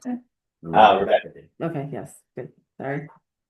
Have any other questions or comments? Have we made any progress on people being able to pay via QR code? We're working on it. We actually, Little closer. we are a little bit closer. After the last meeting, by coincidence, I received an email from an organization that really focuses on municipalities, and the email heading was, do you need to use QR codes and all, like everything. You're like, yes, I do. We had a meeting with him and he's working on a proposal for us. So Exciting. we might be lurching in the right direction. Cool. Yeah, I really feel like that would be We're pretty good trying. for us. We're really trying. It's just Great. the bookkeeping end of it is a little trickier than The bookkeeping end of it, and then the distance from Wi-Fi Yeah. is a bit of a challenge. Oh, interesting, but the cell phone, people don't have good cell phone coverage at the park? I do, maybe other people. It's 5G. Right, I was gonna say, I've never noticed it to be poor, huh? So we're working. We'll be done. Yeah, we're getting there. Yeah, Oh, yeah. All in favor? Also, Great. Last year, you may or may not remember, we had some kayaks donated to us. we are going to be renting it, so you'll be able to go to Smith Park and rent a kayak. And here are our proposed pricing. If the board is in favor, we'll need to pass that by resolution. I should have by the end of the week, we also are going through the legal side of it, a rental agreement, the insurance implications, all of that is almost done. The whole harmless waiver Yeah. that we have to have. However, interestingly enough, since we're charging money for them, that waiver doesn't really apply, Oh, really? but it does show intent that we have notified them that a kayak might be dangerous. That's just a note. So I know, we have maybe a position up, and I can say this, it's better, but the implications around insurance and liability are still TBD, or that you have? It's going to increase the town's insurance by $250 for the year to offer kayak rental. Okay. The lawyer currently is putting the final touches on the agreement and the not whole liable paperwork that we would have in place before we launch. And I think we're looking to start in June, is that right? Ish. Did somebody make a motion? Not yet. Discuss it. Well, yeah, let's make a motion. I'll make a motion to do the kayak launch as stated, presented. We have a second? I'll second it. Okay, questions? It strikes me as maybe slightly expensive. I mean, if they were giving to us for free, and the goal is for people to get out and enjoy the lake. This is cheaper than I guess that's my question: is how was the price? It was So, looked at other businesses. yeah, for example, in one Watkins Glen. But of course, you only look at Watkins Glen municipality has kayaks you can rent. There's that, and there's also the one right in the bottom of the lake. Mhm. There are two in Watkins, and this is less expensive than the one. And I assume that, we may need to put it in here too, in the pricing with the two-person, then we have two canoes, we have two aluminum canoes there too. The canoes, yes. So we need to either say tandem kayak and canoes, Yeah. could be that, just make sure the canoe is the same as a tandem kayak. Mhm. Some people those are longer canoes, they're not easy to handle for one person, so we could call them a tandem. But make sure the canoes are the same as a tandem kayak. Yes. Yeah, makes sense to me. And actually, we did try to price them to encourage people to go spend time in them. Mhm. It's much better to go take them for 4 hours than it would be to jump on for an hour. Mm-hmm. Yeah, still strikes me as kind of expensive. I mean, they were given to us as a gift, but not like we have any cost to recoup, except for $250 a year in insurance. I don't know. I would be in favor of it being less expensive to make it more likely that people would use them myself, but I say we try it, see if they get rented. If they don't rent, we lower the price. It's revenue for parking. And how it would. I mean, ultimately, we will have to maintain them. We will have to, I'm sure. I mean, there's like no maintenance on a kayak. I've been a Well, kayak we'll for have 20 to, years. I've never done anything to it. We'll have to make sure all the flotation devices are up to date, and we'll have to replace those periodically. There is, And Mallory's and other people's time. so, They've got a first and second. yeah. Mhm. All in favor? Aye. Abstain. All right.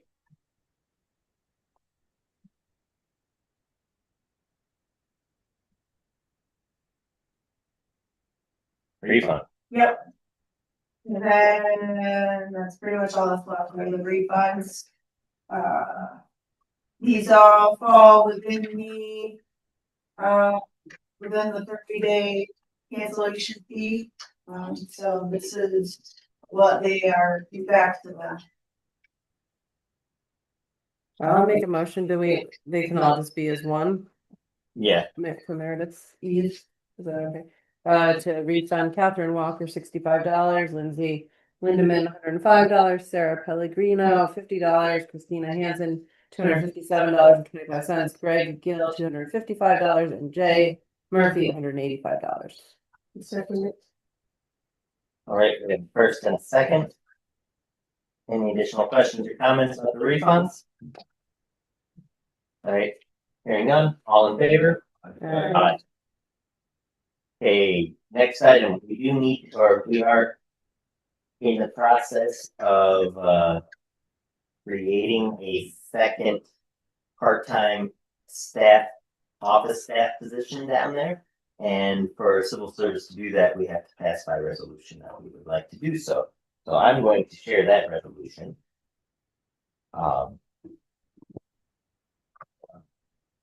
Resolved to create a second part-time clerk, seasonal clerk position for Smith Park effective May 1st, 2026, according to Schuyler County civil service requirements. I'll second the motion. We have a first and a second. Any additional questions or comments? Do we know hours and wage? We haven't determined that as of yet because we haven't really like mapped it out. What this is the first step. We have to create a position and then it's we have talked about what Roughly 20 hours. yeah. A week. Pay wise, that's totally up for discussion.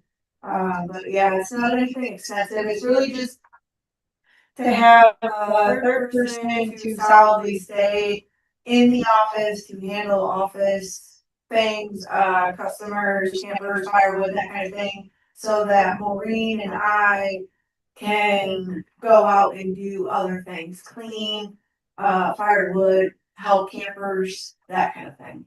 So it's very minimal, just some extra. Thursday, Friday, Saturday type thing. Yeah, 2 weekends. hours when it's busy on the weekend. If a camper has an issue with anything, with only one person in the office. Yeah, It's tricky.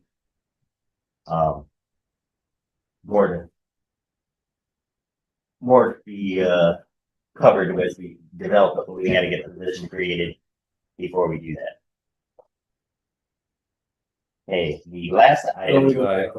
All in favor? Aye. Sorry. Aye. Big bad.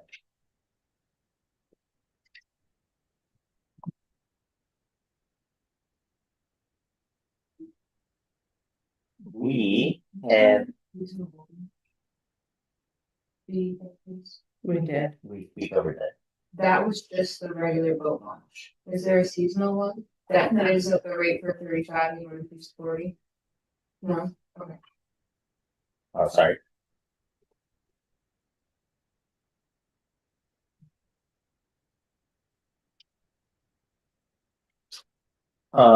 Next item on under the park is we had a request for a by a seasonal camper. The park committee has shared with the board their concerns about this particular seasonal camper and the history of disorder of conduct by this particular camper. And with that being said, we have a resolution that essentially would prevent this individual from becoming a seasonal camper at Smith Park or camping. With that in mind, I'm going to offer up the resolution that this has been created with the assistance of our attorney. Whereas the town of Hector operates Smith Memorial Park Campground and Park Facility, the park, and whereas as part of such operation, the town is charged with maintaining a reasonably safe, secure, and orderly environment for park patrons. And whereas in furtherance thereof, the town board has established a Smith Park Committee, the committee, which is charged with management and operation of park on behalf of the town. Whereas in furtherance thereof, the town has hired a manager and other staff to implement the policies and procedures of the committee and to handle the day-to-day operations of the park. Whereas the park includes seasonal and transient camping facilities, and the committee has established an application procedure whereby parties desiring to camp at the park complete an application process designed to ensure that seasonal or transient camping aligns with the safe, secure, and orderly operation of the park. And whereas by memorandum from the committee to the town board dated April 13th, the committee has notified the town board that the park has received an application for seasonal camping from an individual with a documented history of disruptive, harassing, and inappropriate behavior at the park and with park staff. and due to such history, the committee has recommended that the town not extend seasonal or transient camping privileges to such individuals. Now therefore, the town board resolves as follows. The town board adopts the finding that the facts recited in the recitals above. The town board further adopts the following findings. The board has reviewed the memorandum provided by the committee and the documentation provided here therewith. The description and accounts of the memorandum are incorporated herein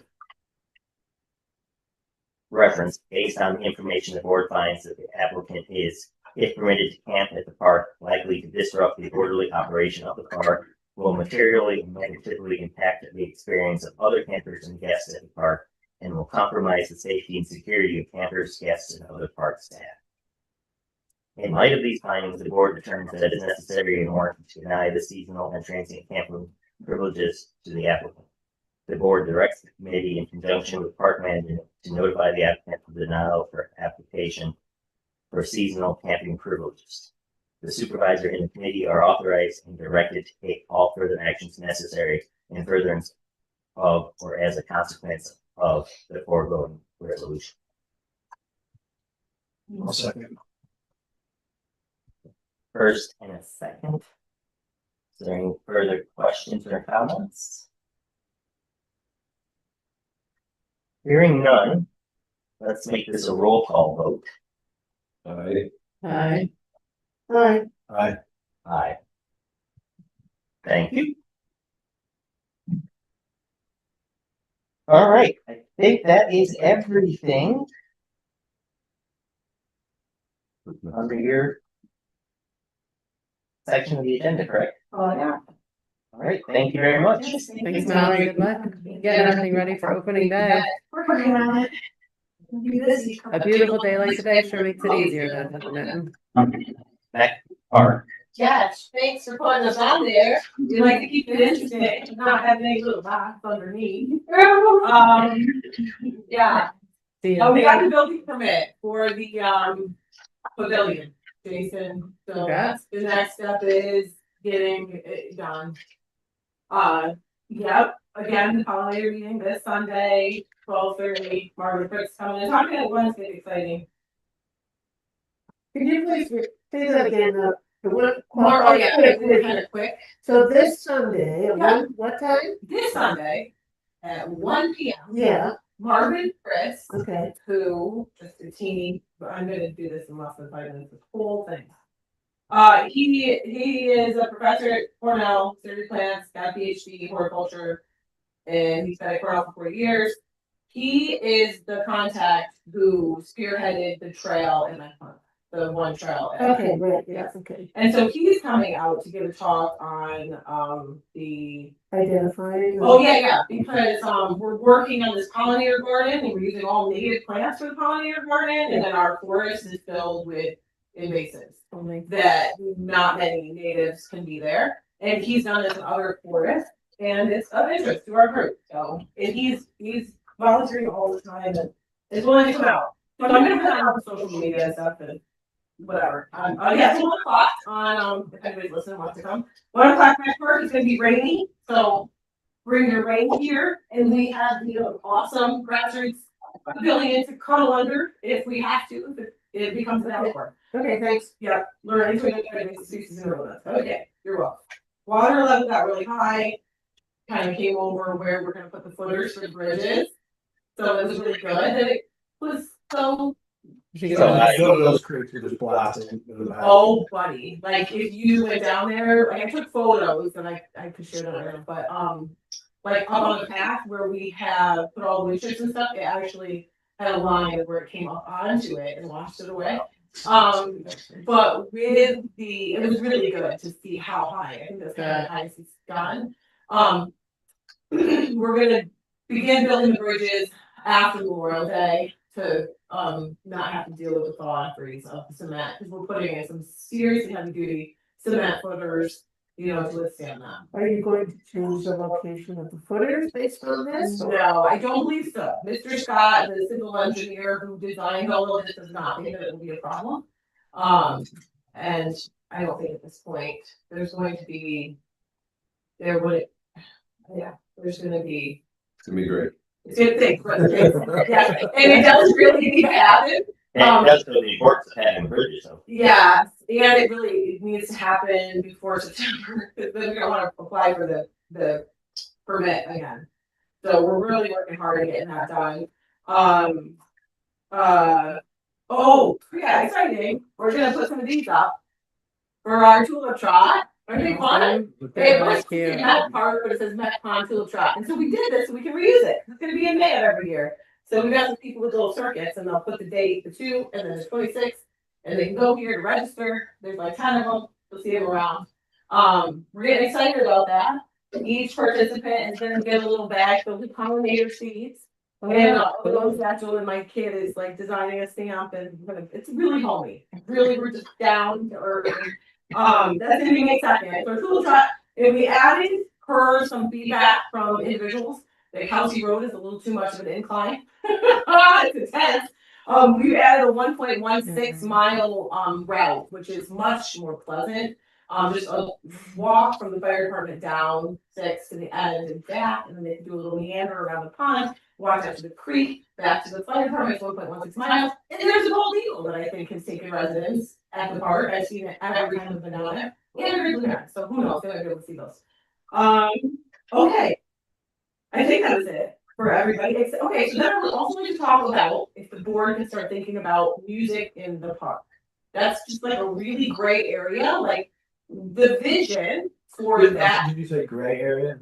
Yeah, gray. I think so, because the vision for the grassroots build was to have a space for music in the park. And then it's like, okay, what's the next steps? You know, like, is that something that park committee, friends of, is in charge of? Is that something you, the town board, is in charge of?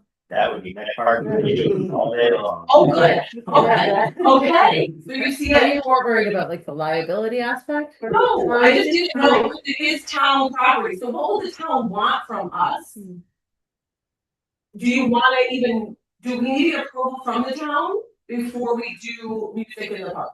Before we do music in the park? I mean, I think for me personally, it would be, are you talking about trying to have 1,000 people there with a big sound system? It or will something never happen happen. neighbors, or is it like, something that is probably what you are thinking? I think some of the details would be important of what size you're shooting for, what type of music, what hours. Yep, I 'Cause think then you can head off to complaining before it it's happens. already happening. The The complaining? people, but so that's where we're gonna interview the direct neighbors and say, we are gonna have music here. What hours would you see are reasonable? We'll start researching all of that, because we want people to be happy. We don't want to disrupt people's lives too much. And, okay, cool. And then we'll give you guys the feedback, and we'll give you, if you guys have suggestions, if we might want to see out Matt playing some music. You guys should hand out some cards at Porch Fest. To musicians. Oh, that's a great suggestion. Or collect some cards or whatever. I mean, that'd be a great place to make some connections with local. Yeah, the other question, the other thought is we might try to like maybe sell beverages or do something like that. And then in that case, you have to get an alcohol permit. How does that impact the town property? We did it last year for Oktoberfest. It would be a similar, you would have to get a alcohol rider policy. Melissa.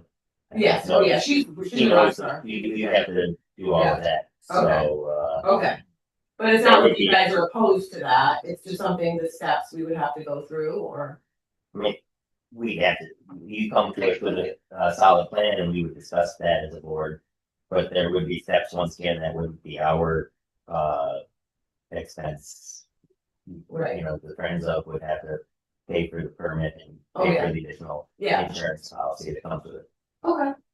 I'm totally for it personally. But Yeah, if definitely. you're asking if we're like opposed to it, no, I don't think that Yeah. as a group we're There's no opposed to it. opposition from the town. I don't believe so, I think once again, just devils in the details. Okay. That sounds fantastic, thanks, that's it. Okay. Were you saying no? Excellent. I suppose. All right, it is town clerk time. Thanks, Mika. Thank you, Mia, for your time tonight. Fantastic. Your signs are super cute. I'm a very useful thing to say. Yeah, Yeah, that's that's smart. a really good idea. Recyclable, that's sustainable. Yes, that's what we're talking about. Awesome, yeah.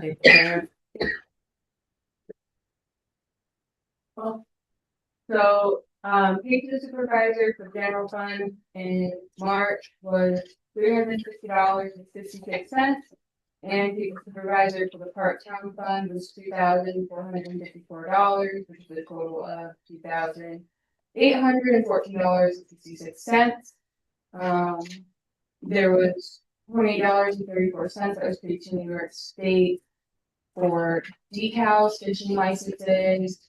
There was $36 that was paid to the New York State Animal Population Control Fund, and $45 for marriage licenses, which is a total of $2,924. The water report, there was a total of water receipts in the amount of $36,898.61. And then taxes, this is the last one, hopefully, for this year. The total collection still stands at $6,830,880.81. Which means that there's just $496,782.79 that are outstanding. Everything has been transferred over to the county treasurer. Yeah, that balance now is not up to you to collect it now. Up to the It's town. now up to the treasurer. So, yeah.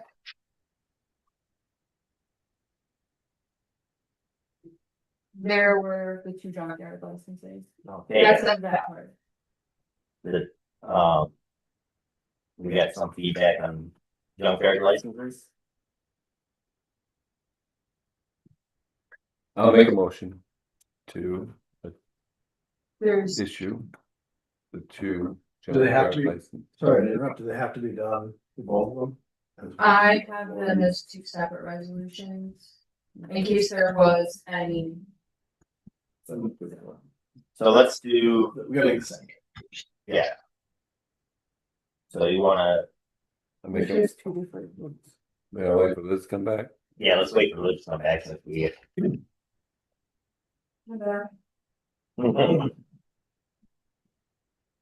All right, there are 2 junkyard licenses. We do need to authorize it, which is taking the form of 2 different resolutions.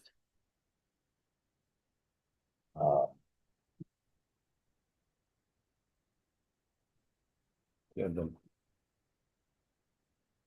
Read, but no, There is one for Michael Cox and one for William Brown. I'll make a motion, we approve Michael Cox first, for. It's a year, right? 1 year. Yep. From I'll second that. He's the one in the, He's a Bennettsburg. Bennettsburg, yeah. Bennettsburg. Any questions or comments? Just update it, keep on the fence. All right, if there's no additional questions or comments, all in favor? Aye. And the second one, for William Brown. I'll make the motion to extend the junkyard license for William Brown. It's not AK Skylar Record anymore, right? It's just William Brown. Used to be. As far William owns it, so that's just what I put in the resolution. Okay. What's that on the application too? He had it, so the fee is just to upkeep the license. Gotcha. I think it used to always state that it was William Brown, AK. Yeah, I remember that, but. For 1 year. And we have first. I'll second it so we can discuss it. So the first and second discussion. I mean, my concerns are the same as last year, like, there's a pretty simple law that's been on the books for a few years, and that facility's not in compliance, there's no fence.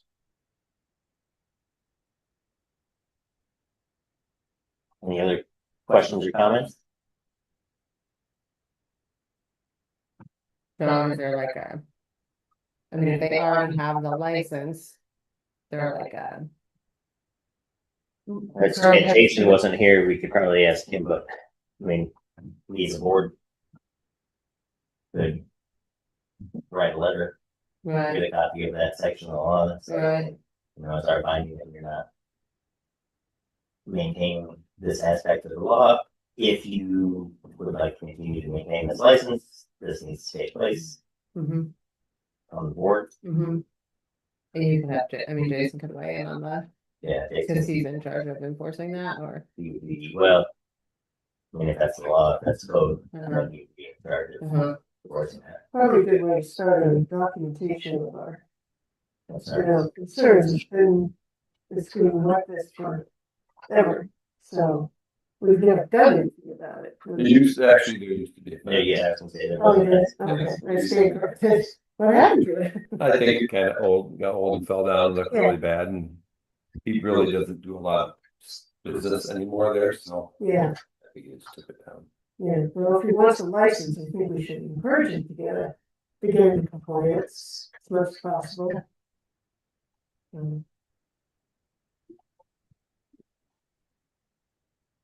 So are we tabling the resolution until the letter from the compliance officer and the boards? I think that sounds like that's the general consensus. Anybody opposed to that? No. Okay, we'll table that. Let's move on to your proposed new policy. Or updated, I couldn't say new, but updated policy. Go ahead. Jane had a policy procedure for public records. I took it upon myself to update it. We had some help. This isn't to be This restrictive. It's just to kind of. Yeah, I was gonna say this, just so everybody knows, this has been vetted through the attorney. It's more of just Let's give people an idea of what to expect. what to expect. That as me and Dan both being new, things can get very crazy very fast.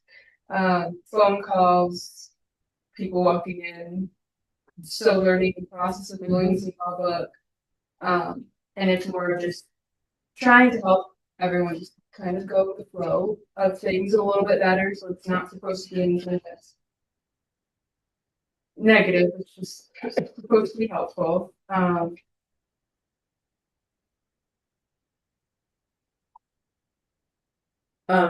Just as a point of curiosity, what was the previous?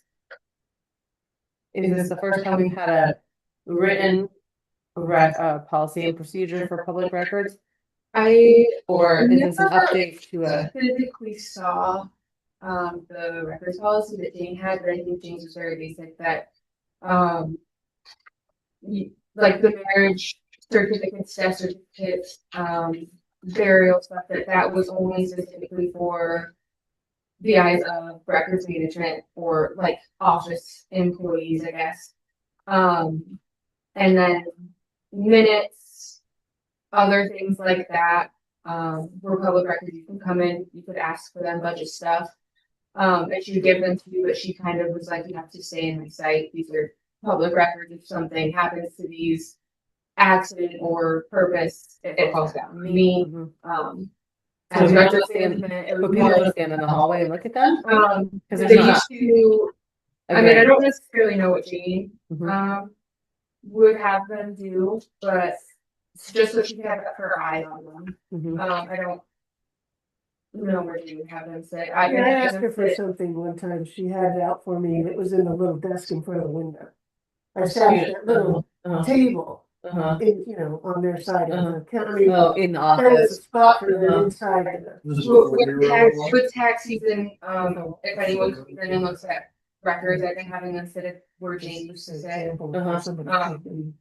But And this will be more, I think there's. So you have them in the actual, there's space in the office where a person who wants to Yeah. review a record can. sit. And if, I know. Not during, when during I tax was- season, it might be hard. Right, when I was see. gone, anyone that came in and looked at records would sit just over the counter. In the chair in the In hallway. that little chair. Mhm. I know that there were a couple of times where I did allow some people to come sit in the boardroom, and then eventually it was kind of like, we gotta. Cause they're not actually in. They're not in sight of anyone, and then it's very easy to just steal one single, like steal or destroy or whatever the case may be of a single piece of record. And for me to know that would almost be impossible. Like if you see those minute books, they're big, you see budgets.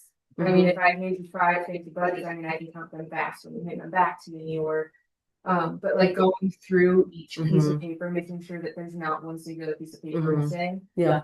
And like all of those are in the vault because they're permanent records. So if something were to happen to them, especially if it's a minute book from when Hector first started, I'm right. I can't get that Permanently lost. Yeah. Yeah. Yeah. The FOIL request is just the standard New York State FOIL request procedure. Yeah. And then the vital records is also standard. And then that includes the fees that would come with a certified copy, or just a copy of anything in general, that 25-cent fee.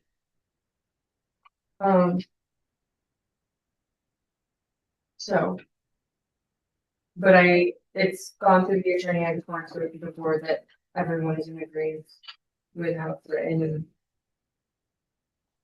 Do we need to make a resolution? I think we should. I make a resolution to accept the policy and procedure public record document For the town of Hector. for the town of Hector. We have a first and second. Any further questions or comments? Hearing none. All in favor? Aye. good job, Ian. Yeah, good job. Do you keep all your policies in you have a binder of policy? This is You need to start one if you don't, I guess. Yeah. Yeah. Yeah. And then there's the some cedar. Oh. Excellent. It's your floor review. I am going through the vault. Oh, good luck. Thank you. Wow, I good was job. bringing you to help me, but there are 5 Dell computers that are not compatible with Windows 11, and for here, that's what we use. So I need to essentially decide that those 5 Dell computers in the vault as surplus. We'll give them to Anthony. He'll swipe them. I know someone asked if we could donate them to kids that might need a computer, as long as we have the charger and everything, and they've been kind of. Are they laptops like these? Yeah. They're very thick. That's very good. I will say that my thought is it's obsolescence, so if they're older, if they won't take a lesson, they might not be useful. I was But wondering yeah, that. at the computer place. Yeah, he could tell you. So, Mark but does. I have to declare them as surplus Yeah, for wait, anyone to just even do that. And then there's I'll just include it, I guess, that it's an IBM ThinkPad that is, I think, the oldest one in there. You still have to like click the thing to just open it, and it's stuff that I used to play with as a kid that people donated to the after school program. So that also needs to be declared as surplus. Is it in the vault because we were keeping records on it? Like, are there records on there that are not somewhere else? I think she kept all the computer software at the beginning of the vault. I think there's a protection. Somebody walks off with a laptop or something. I mean, there should I guess I'm be. just curious if there's anything on there that. As a backup, Uh-huh. in case a computer broke. Uh-huh. I don't know. Uh-huh. She did point them out, and she's the one that told me that they wouldn't be compatible with Windows 11. Uh-huh. And that they should just be swiping to be essentially given to Anthony. I will. traditionally, when we've upgraded these computers, Anthony has come and moved all the data from the older computers to the newer ones, so that anything on those computers should be in existence either on a server or another newer computer. Okay, I mean, that's my only concern. No, that's a great question. And you know what, traditionally, we had to upgrade a bunch of computers a couple of years ago because they weren't gonna be compatible anymore. And with the new computers, he took each one and moved all the data to the new computer, whether it was water or codes or. I make a motion to authorize 5 Dell computers and a ThinkPad for surplus. Second. We have a first and a second. Any further questions or comments? Hearing none, all in favor? Aye. Brings us to my part of the show. In the packet, there is a service contract for photocopy machine. This is an annual thing that we do. $787.98.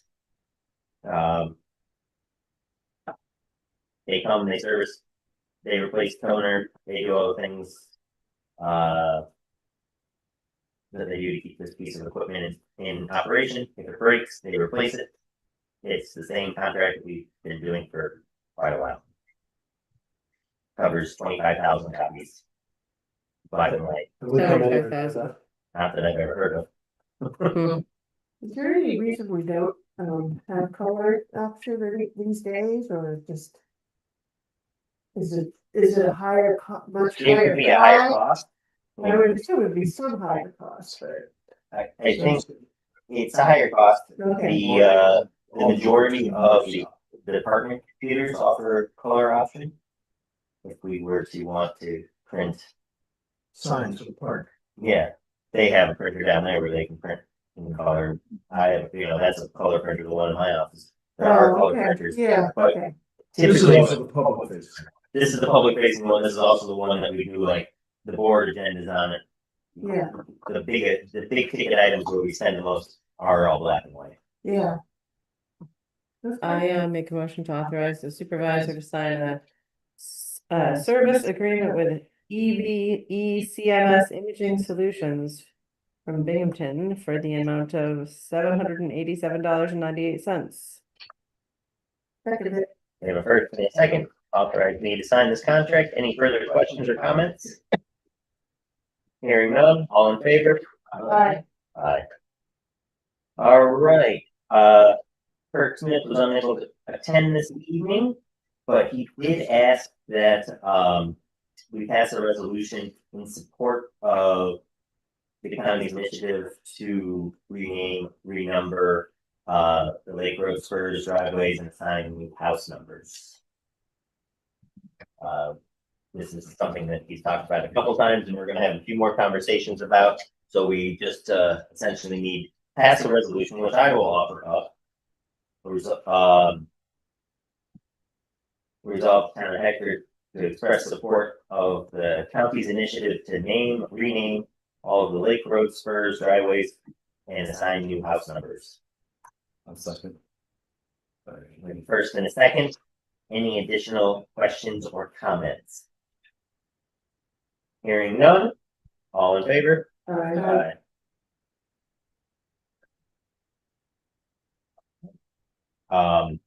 We need to reappoint John Beckhorn. He is on our board of review for grievance day, and his term is up, and he's expressed interest to be reappointed, and the county road tax office has reached out to us to remind us that it needs to be done.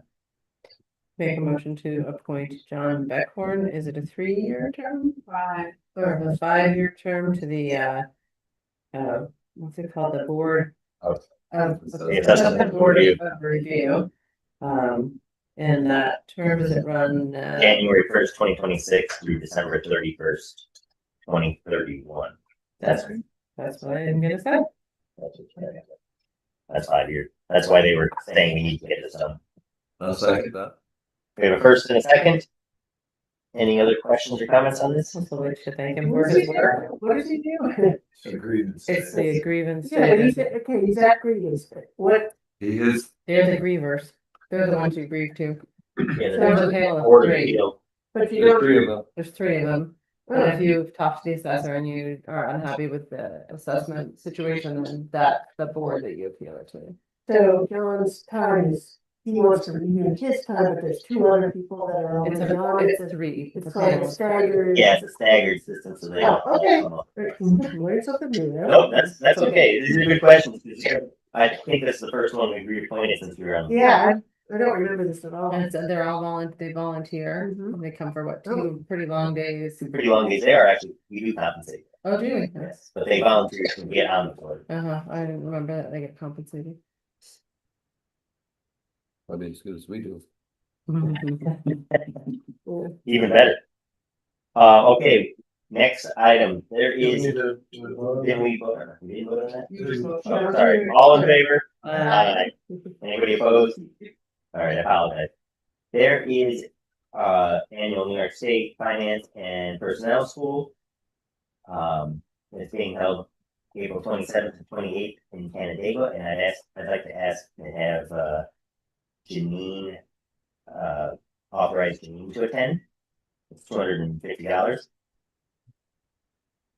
And She's the only one who's going? well, I'm also gonna ask for myself, but that's gonna be a different resolution because I can't go to that school. I have conflict. So for So- Janine, You made the resolution for Janine, I'll second your resolution. okay.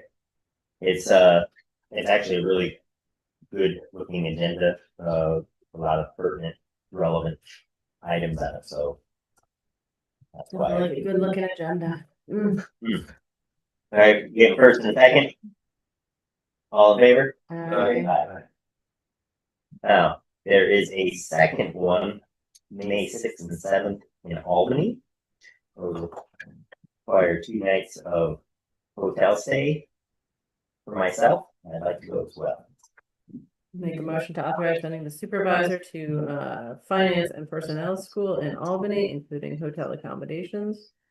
For, what did you say the dates were? The May So, 6th and 7th, yeah. You have a dollar figure for that. The same 250 and it's $117 a night for the hotel.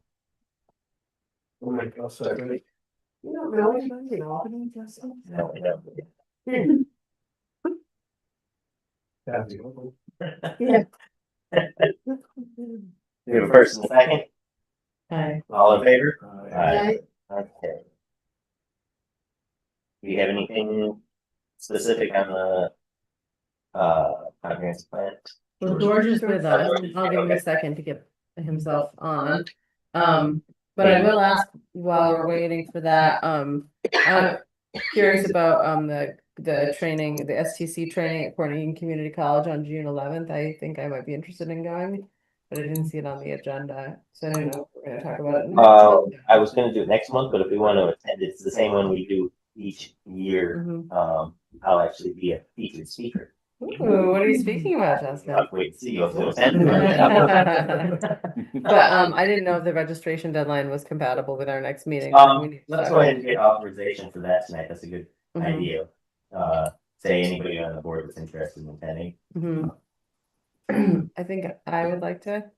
I would like to. June 11th, right? Isn't that what it said? June 11th. Yes. I haven't seen it, but. So we got an email the other day. I can forward it if you didn't get it. Yeah, try Yeah. it. I was on players, glorious. It's just one day, right? Yeah, it's one just day. one day training. That'd be interesting to go. All right, let's say, move to authorize any and all town board members to attend the training on June 11th at Corning Community College. Second. We have a first and a second. Any further questions or comments? We could do that without knowing the cost. It's within our budget. Minimal. Yeah. Okay, yeah. Aye. Aye. Okay. We're gonna $75 per person. There we go. It did come through. in the Admission to email. the conference, breakfast, 27 class sessions, keynote speakers, lunch, dessert, multiple opportunities to visit highly informative vendors. No. So we get George in here so we can. George, thanks for joining us. No, Hang thank on. you for having me. No, I've been here just, working away. Hang on, George, we can't hear you yet. We're working on some Did you volume. get an email about it? Okay. You sent it to me? I was glad I explained that one. Do you want me to forward the email to you? Yes. Even though it's midweek. How about now? We're getting closer. Okay, it's about now. Mike? Oh, almost. Okay. We're gonna do it. Go ahead. That Listen to it. loud enough for people here? Okay, I think we're good, George. Okay, good. Yeah, actually, sorry, I left my headphones with microphone at the other office. So, but anyway, yeah, I just want to make a brief report. We've been working on going over the review of the draft comprehensive plan so that it'll be ready, hopefully, for you guys to take on and review. And also looking at the draft zoning laws as well. That's actually pretty interesting. And so, again, we're doing it really more for, I don't want to say our enjoyment, but it's a good exercise for my students. And what we'll do is probably write up a memo, on some of the ideas that have come out of, the students' review of that. But I think what we want to do, though, is really we're focusing on the draft comprehensive plan. Yes, please. And I guess my question tonight is, we would like to do a community forum at the end of the semester in May sometime, and be like May 9th to May 16th at some point during that time frame. That would also be, of course, convenient for you guys and the public. And I think my thinking is probably the best would be an evening meeting. Yeah, we should probably look at securing one of the fire halls, and then we need to get this advertised as soon as possible. So picking a date would be beneficial. Mm-hmm. Yeah. What about May 13th? I'd be okay with that. It is the day after. I mean, I don't care if it is the day after the audit meeting. After what? It's the day after our month meeting. That's fine. We can remind everybody to go. Yeah, Yeah. no, it might be nice timing. Yeah, that's right. You do. How's May 13th on your end, George? The 13th would be fine. Mhm. They're like 6. 6 to 8. 6 to 8 would work well.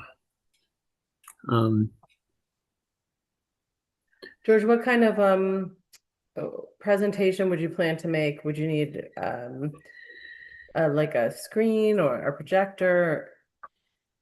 Actually, I think a screen. We've got projectors and everything.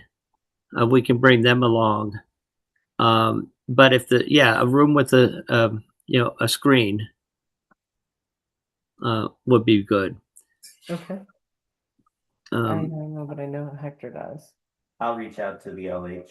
Uh-huh. They have a screen. And I know they have a projector built in the ceiling, But I'll reach out to see if it's available. That'd be great. And if And not, Meredith can advertise it.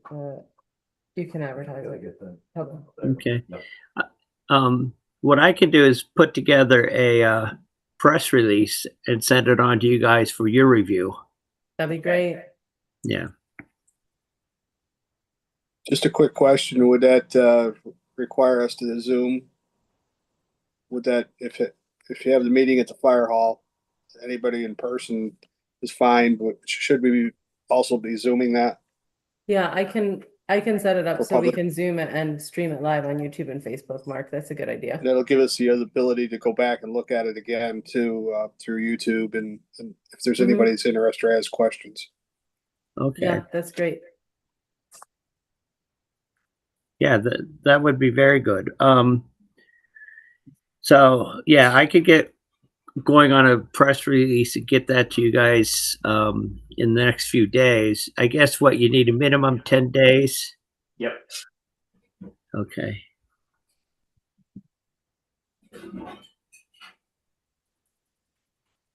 Okay, yeah, it's again,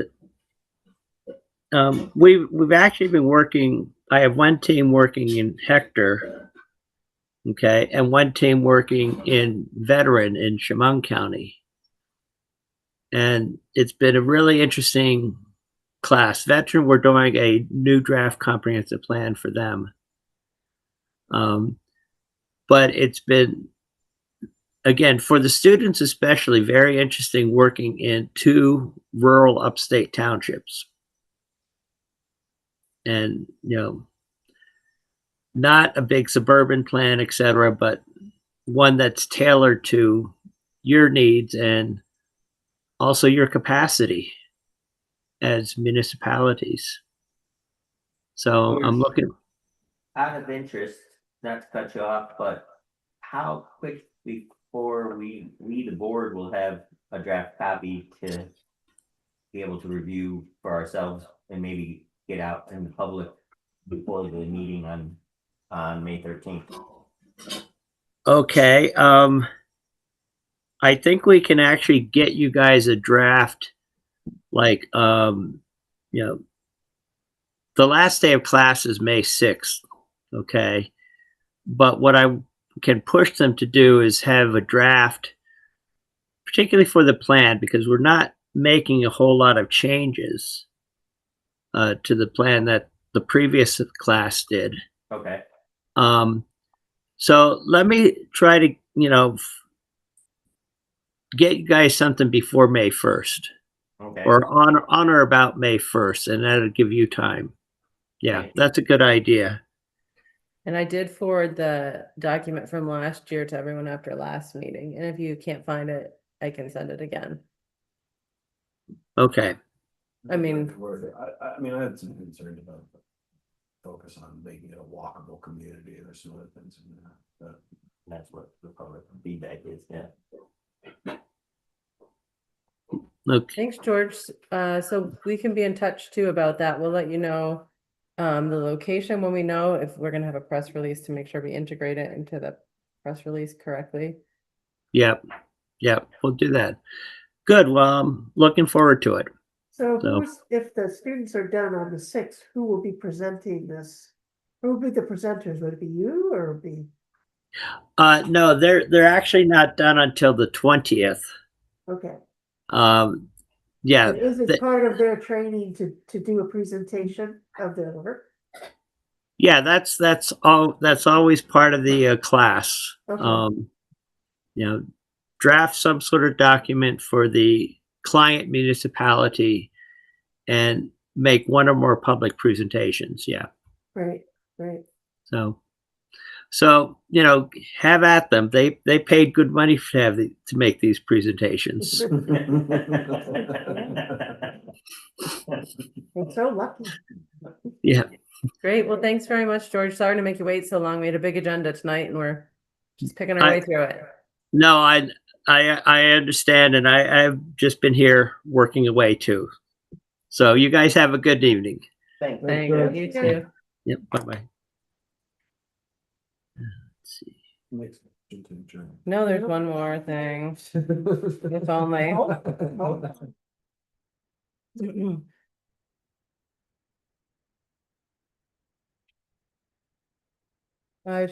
Can I talk about the last thing here? Yes, Okay. I was gonna turn that over to you, Liz. So, we, as you might remember, received a grant, $75,000 through the Sustainability Committee to put up, we were gonna use the money for EV chargers at Smith Park. and we were gonna use the money for solar panels in the town. So we have signed a contract for the EV chargers. We signed a contract for EV chargers. It was gonna be $15,000. They were gonna go in by last Memorial Day. A year goes by, and then like on January 15th or something, they say, the company says to us, it'll be $15,000 to get the electricity at the pole, right? To put in your $15,000 worth of EV chargers. So we just felt like that was not acceptable. Also, it really is annoying that it took them a year and a half to realize that that was not the case. I don't know, felt like that was their responsibility when they made the bid for the job, but they did not do that correctly. So we have the money, and there's approved projects that you can do with it, but we've done a lot of them already. There's electric landscaping equipment, there's electric vehicles, there's EV chargers. So the easiest way to use the money would be to put more solar panels up. Unfortunately, we were far enough in the process with the $60,000 worth of panels that they were like, well, we basically have to start over, and you'll have to find a new location because we can't fit $15,000 more worth of panels in this spot. So we opted to just find somebody to install $15,000 worth of solar panels. And the most cost efficient way to do it, the problem that we're having with the project is we don't own that much land as a town, and we don't have that great solar exposure on the little bit of land that we own. So I was looking on either to put panels up at County Road 2 where the water tower is, or on the roof of the water plant, because that has a south facing roof. And one of the installers was telling me like a lot of the money goes into making the racks to put it on the ground. So you're going to get more production for your money if you can put it on a pre-existing roof. So we opted to go for the roof of the water plant. So we got for the price range, we need 3 written estimates. So we got a 4th one, which was, this is too small of a project for us to do. So, but the 3 that we got, I sent an email with a summary today, but Finger Lakes Energy would put 9 450-watt solar panels, and then each of them would have its own inverter attached to it for a total price of $14,701.50. I did the math for cost per watt. I think that's $3.63. Sungeneer Solar would put up 7 460-watt panels for a price of $14,995 and 7 microinverters, 1 on each panel, which they figured the cost per watt was $4.66.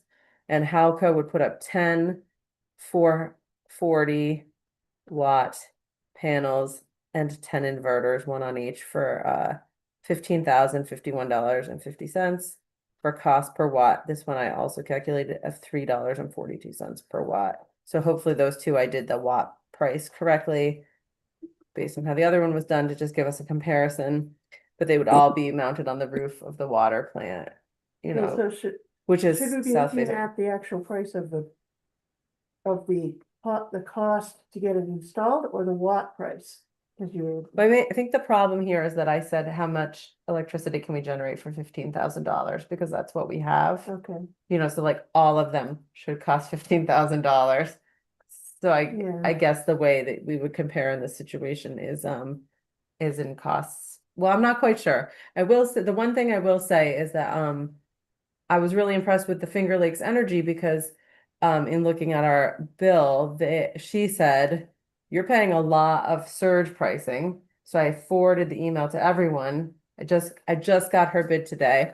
So that's the why demand pricing, which is a scam that we can't do anything about. But she was saying what you can do is install a battery, and then even if it's only for 15 minutes a day, you're using your battery to feed, it reduces your surge pricing. And she said we could save $450 a month just in not paying the surge, between $450 and $1,000 a month, just in not paying the surge pricing charges. Okay. So I'd like to talk to you about it more. And like I mentioned to Josh, I just sent the email like at 2 o'clock this afternoon. So it's totally understandable. I got that estimate today, but I was really impressed with the thought that particular company put into looking at the bill. Nobody else brought that kind of information. So I was just really impressed with that as potentially a way that we could offset our electric bill, because it basically, her email said it's like, you're charged for based on the most she wrote it and I was like, oh, wow. I mean, it sounds like we could save the town quite a bit of money if we were to think about, storing a little bit of electricity and using it at our highest use time of day, in which we would not be paying surge pricing for that. But Hey, that Liz. would just be the electricity off the water plant. Right, that's not necessarily relevant to, hang on, I can give the summary that she gave, because I thought it was quite a good one. While you're looking for that, Hey, Liz. this project is we're using existing grant money. We're not getting additional grant money. This is grant money that we had scheduled for something else, and that something else didn't work. So this is not a project that we're adding. It's a pivot. That's a good way of saying it, Mark. And I wanted to mention that specifically to you because you don't have quite the history on this project in the park, but this was money awarded to us so that we wouldn't have to pay cash out of our pocket for the EV charger. And now that the EV charger is not going forward, We still have the we still have the grant, and if we don't spend it, they'll We'll lose it, right? Hey, Liz. Oh, I just have- One quick thing. We have 21 solar panels on our garage. You have any And roof warranties the on cost the roof of that, because we were gonna put our it still panels on the didn't, roof, but we had a it warranty. doesn't measure up as We much have as a they warranty tell on you our it's gonna house. measure up. Just You typically, you're That's a gonna, great That's a question. good question, Thank you. and I can answer that with we will double check, but I'm 99.9% sure that we do not on the water plant. It's Yeah, We have that's a a great, 50-year warranty that we had just put on, and they said, wow, that will be voided. wow, And we put 'em in the field. wow. that's great. Thank you Yeah, they for the do want it- information, yeah. They do want the roof to Hey, be Liz. do. Yeah, well, in decent shape, and I asked Josh, and I wrote it down. I think he said 2017. Yeah, 17, 18. Yeah, I think he said 2017 or 18. Okay. So, this is not related to the grant, but this is what the Finger Lakes Energy said. You, looking at your peach orchard bill, the demand charge was, 55,000 watts. The rate is $18 a kilowatt, so you paid $1,000 in demand charges. You could mitigate the bill by installing a battery and inverter system that does peak load shaving. Anytime the demand rises above a certain preset number, the inverter draws from the battery instead of from the grid. Even if you only use the battery a few minutes to reduce the demand draw from 55,000 watts to 30,000 watts, you could save $450 a month. And then she went on to explain what demand charge is. It's a fee on a utility bill based on the maximum amount of power a customer uses during a single peak 15 to 60-minute interval within a billing cycle.